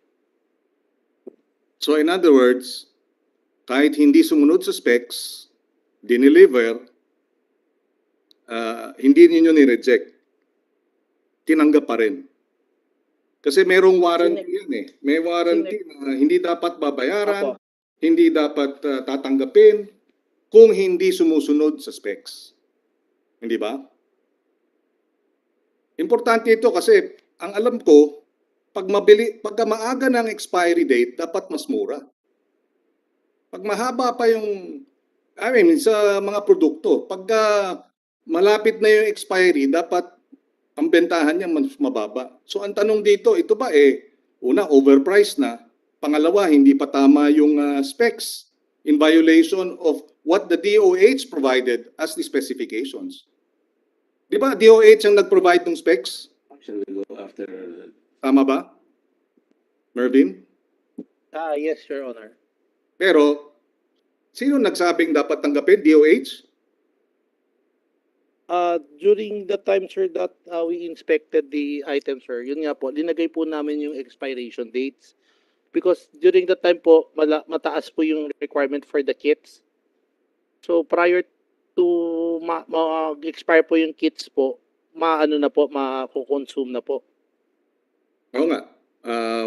Pero hindi nga sumusunod sa specs. Pero sino nga ang pumirma? Sino nga ang nagsabing pirmahan pa rin ninyo? Tanggapin ninyo. Kasi dapat dyan, huwag tatanggapin, di ba? Pero mukhang hindi nga yun ang nangyari. At instead, tinanggap pa rin. Sino ang nagdesisyon na tanggapin yung mga produktong bilyon-bilyon ang halaga pero hindi naman consistent sa specs? It was acceptable to the DOH inspection po at the time, Your Honor. Can we hear from the DOH? So in other words, ang DOH, hindi ang DBMPS ang nagsabing tanggapin natin kahit na. So ang DOH, sabi ito ang specs na requirement namin, pero since nandyan na yan, wala na tayong magagawa, tanggapin na lang natin. Ganun ba yung nangyari? Nag-discuss kayo, di ba, Mr. Na-determine. During that time po, joint po yan. Nung dineliver po yan, nakita na po yung expiration date. So this was also inspected jointly with the DOH at that time. Yes. Po. Yes. And nag-usap kayo. Di ba? Paano ito? Lampas dun sa hindi tamang specs. Anong gagawin natin? So you're saying, somebody said, wala na tayong magagawa, nandyan na yan, tanggapin na natin. Ganun ba? Kailangan na natin ngayon ito dahil kailangan natin ng testing kit. So kahit na hindi sumunod sa specs, di ba? Let us just proceed and accept it. Tama ba yun? Sa pagkaalam mo? Ah, sa ano lang po sir is yun kasi daw po mauubos naman po yung kits dahil mataas po yung requirement for the test kits po at that time. Yes. Prior to In other words, expiration yes, po, yes. mauubos daw po yung kits po. Kaya okay lang na wag sundan yung specs. Parang gano'n, di ba? Sige, wag kahit na hindi sumunod sa specs, okay lang. Total, mauubos naman yan. Because the supplier guarantees, hindi ba? Nasusunod siya sa specs. At pagka hindi sumunod, hindi siya dapat binabayaran at hindi dapat tinatanggap. Di ba dapat, di ba ganun yun? I mean, under norm, sabihin na natin, sa daming ng inyong ini-inspect, di ba ganun ang usapan? Pagka mali, anong mangyayari pagka hindi tama yung specs in other transactions? We have to reject, Your Honor. Precisely. But in this case, hindi ginawa. Okay, thank you. Opo. Sa DOH lang, bakit binago ninyo bakit tinanggap na hindi naman sumusunod sa specs? Mr. Chairman, I will briefly answer and then I would like to respectfully request the chairman to acknowledge RITM Director Celia Carlos. Doon po sa inyong katanungan na bakit tinanggap kahit na hindi siya within the 24 to the 36 months expiration period. At that time kasi very acute ang need for the testing kits. Just as the PPE requirement was so acute, no, in need. So, hindi rin naman alam namin sa DOH na halos lahat pala ng testing kits na to, talagang 6 months lang ang kanilang expiry period. Hindi alam ng ating sandali Mr. Secretary.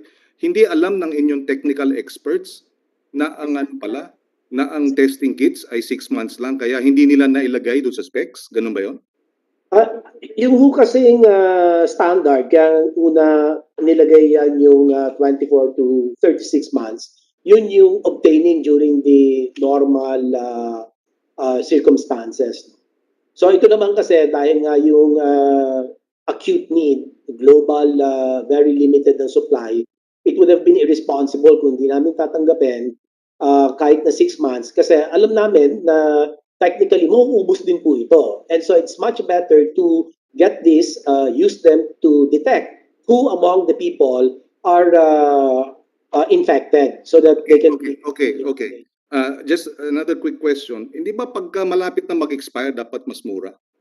Yung presyo na binigay ninyo in terms of ibig sabihin hindi na nagkaroon kayo ng 'di ba? Approved budget for contract for this amount, di ba? For 24 to 36, di ba? Months. Di ba pagka malapit na ma-expire yung ibang mga gamot, halimbawa, ay mas mura na yung binibili. Parang fire sale. Kasi, in other words, I'm just concerned na you had your specs approved by your experts that it has to be 24 to 36 months. And then, dineliver sa inyo 6 months, tinanggap pa rin ninyo. Nang formally, ha? So, we have to look at it in the entire context.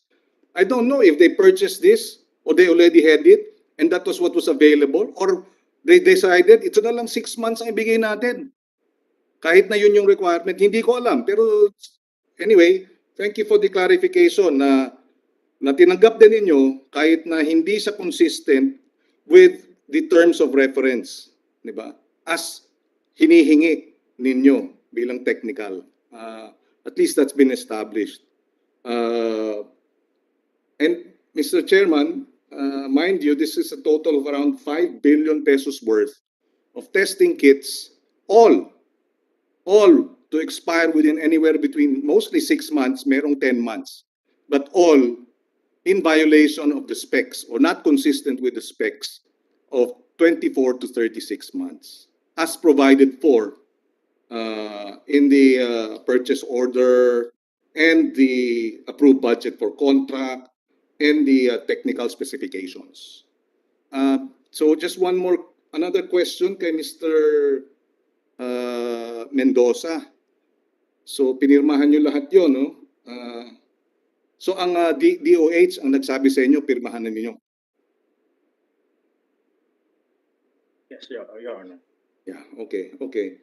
But again, sabi nga ni Mr. Tangkintik, pagka hindi sumunod talaga sa specs, sa ginagawa ninyo, reject. Di ba? Mr. Mendoza, kailan ka tinanggal bilang Inspection Division Head?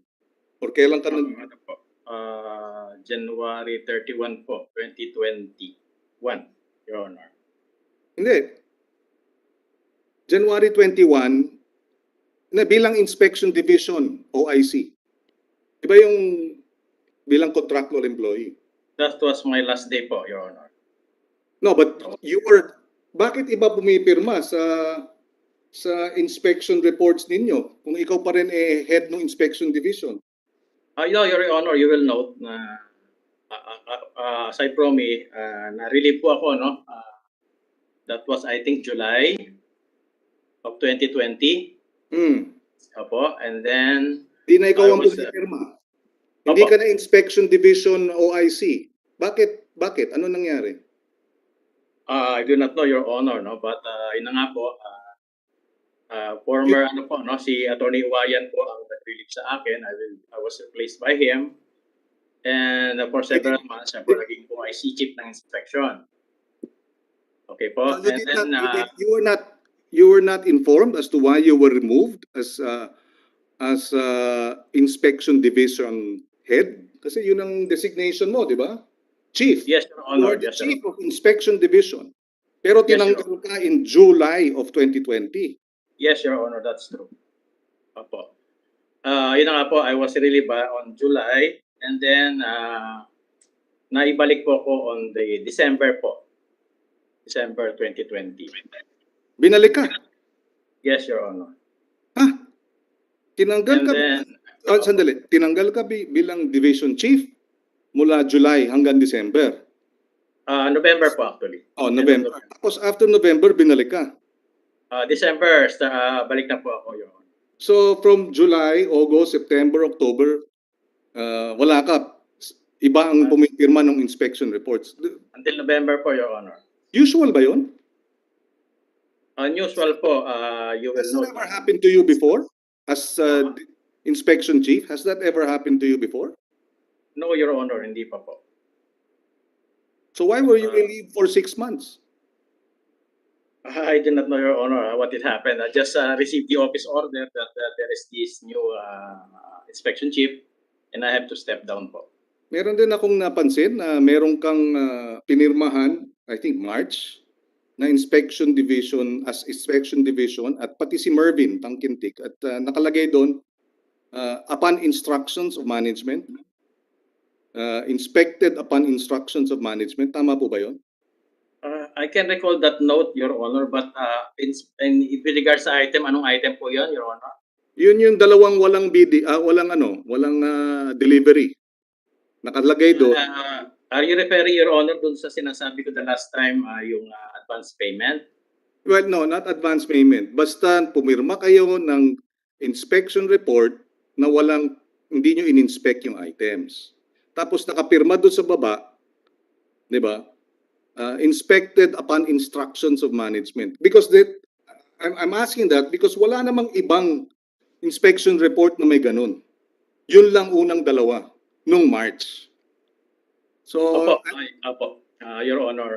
Maybe you're referring to the one I mentioned the last time that we have made 2 inspection reports in spite na wala pa pong delivery. Yes. Opo. Yes.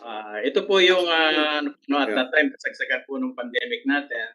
And No, then my question lang is meron kang clarification o qualification doon sa pagpirma mo o ikaw o kaya si Mr. Tangkintik, both of you actually in the document, upon instructions of management. Opo. Kasi ilalabas po, Your Honor, that inspection report is a pro forma document po, no? For the payment to take effect. Considering nga po at that time. Yes. You already answered that, George. George ka ba? Jorge? Ano ba ang palayaw mo? George na lang po. Okay, George. Sige, so you already explained that in the last hearing. Ang tanong ko lang kasi is, hindi ba katakataka yun? For the first time in your 31 years, may nangyari at least sa experience mo, na for a period of 6 months, hindi ikaw ang nag-i-inspect as chief, pero binalik ka. Opo, ayun na nga po. No? You already answered it, that you said unusual yun. Diba? It hasn't happened before. Just to place that on record, Mr. Chairman, because several other precisely technical specifications were violated or were not complied with, but was accepted anyway by those who inspected it. No? In fact, meron pang qualification, diba? Very specific, accepted as to quantity. Ibig sabihin, tama yung numero, pero kung tama yung specs, iba usapan. Parang gano'n na lumalabas doon, di ba? Parang may qualification pa yung iba. I don't know, I'm just wondering. No? So, si Mr. Tangkintik is still with the DBMPS? Yes, Your Honor. You were also removed temporarily as inspector because iba naman ang pumipirma rin eventually, hindi na ikaw, sa ibang dokumento. Were you also floating? Floating ba tawag doon, Mr. Mendoza? No, Your Honor. Balik po ako sa dati kong position as assistant division chief. So you were placed elsewhere, di ba? Ganun din man nangyari sa iyo, Mr. Tangkintik?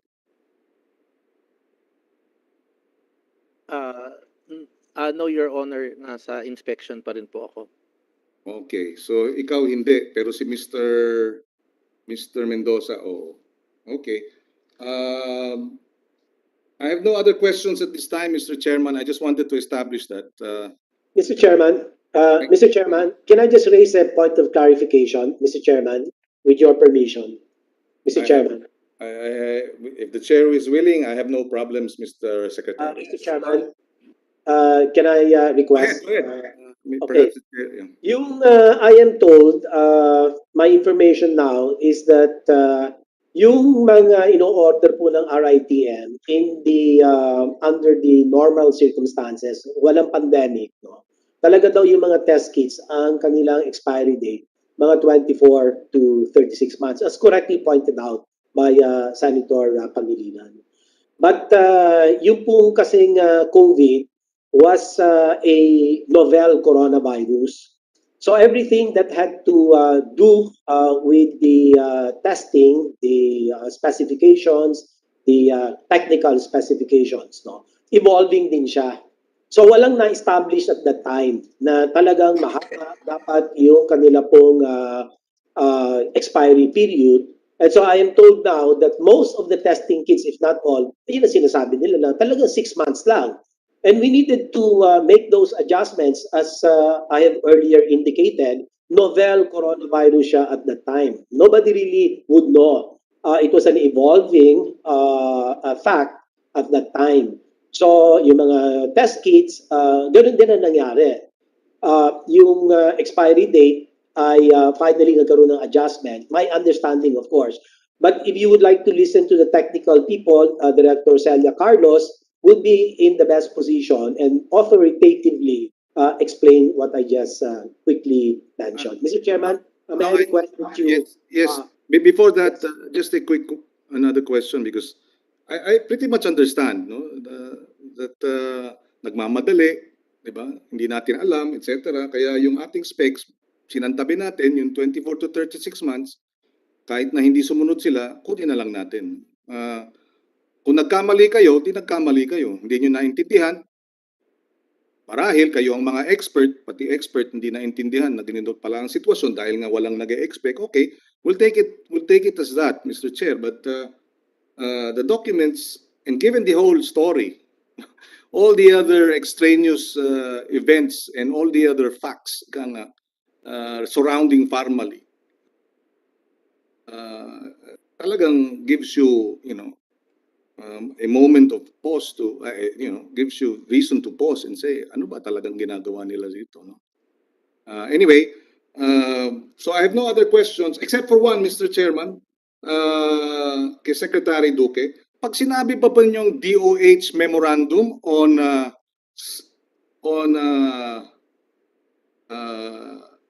suggested retail price, this is based on your document, based on the memo that you issued on April 2020. This is based on the Price Act. Tama po ba yun? Price Act, which protects consumers from possible profiteers in the time of an emergency, as I understand it. No? Hindi po ba yun ang basis, Price Act? Nandyan yung yung memo nyo, it says on the basis of the Price Act and to address the emergency, we will issue this memorandum and then identified yung SRP. Tama po ba yun? Yes, Mr. Chairman, for medicines and for medical supplies, this is Yes. correct, Mr. Chairman. But this should be retail for the consumer, di ba? In other Mr. words, Chairman, SRP is always retail, Mr. Chairman. Thank you. yes, okay. Now my question is, why did the DBMPS base the prices on SRP when they were buying in bulk? Wholesale. Hindi ba? In other words, yung kanilang basihan lagi is ito ang SRP, kaya okay lang. Kung 22, 25 actually yung SRP nung sinabi ninyo, DOH Tapos naglabas sila ng 22 pesos. Di ba? Yung supplier ng almost 4 million. 4 million masks at 22 pesos ang kanilang quotation. So binase nila sa retail, hindi sa wholesale. At lahat ng negosyante, alam nila, mas mababa. Di hamak pag binilihan mo ng bulto. Hindi mo babase sa retail prices. Hindi niya naisip yon, Mr. Kayo na nagsabi, Doc, Secretary, na all are for retail. Except that they used it, DBMPS, because you transfer the money to them, use your SRP as basis to approve wholesale prices. Di ba nalugi tayo ron? Mr. Chairman, I would like to respectfully suggest that PSDBM also responds to that. But my position here is that the situation was really dire. The supply was scarce, if almost none, very few. Demand was really acute and overwhelming. And so it was very difficult to finally say that, ito lang yung presyo So, dapat ang... Mr. Secretary, I understand the mantra is dahil rush, etc., nagkakandara pa, pero nagkakataka rin, I hope you don't mind, na kung talagang gipit, bakit ang bilis mag-deliver? Advance pa, 2 million. Di ba? So parang, di ba, pagka nagkakagipitan, dapat medyo mahirap. Kaso dito, di ba? Anyway, it's just something to think about also. Where is the scarcity when they can deliver 2 million in advance, di ba? In the same day? It's just something to think about. But I think the minority leader wishes to intervene. I have no other questions at this time, Mr. Chairman. Thank you very much. Just to pursue the point of Senator Pangilinan, that also debunks the assertion, with all due respect, of COA that there was no overpricing because it is within the SRP or the suggested retail price.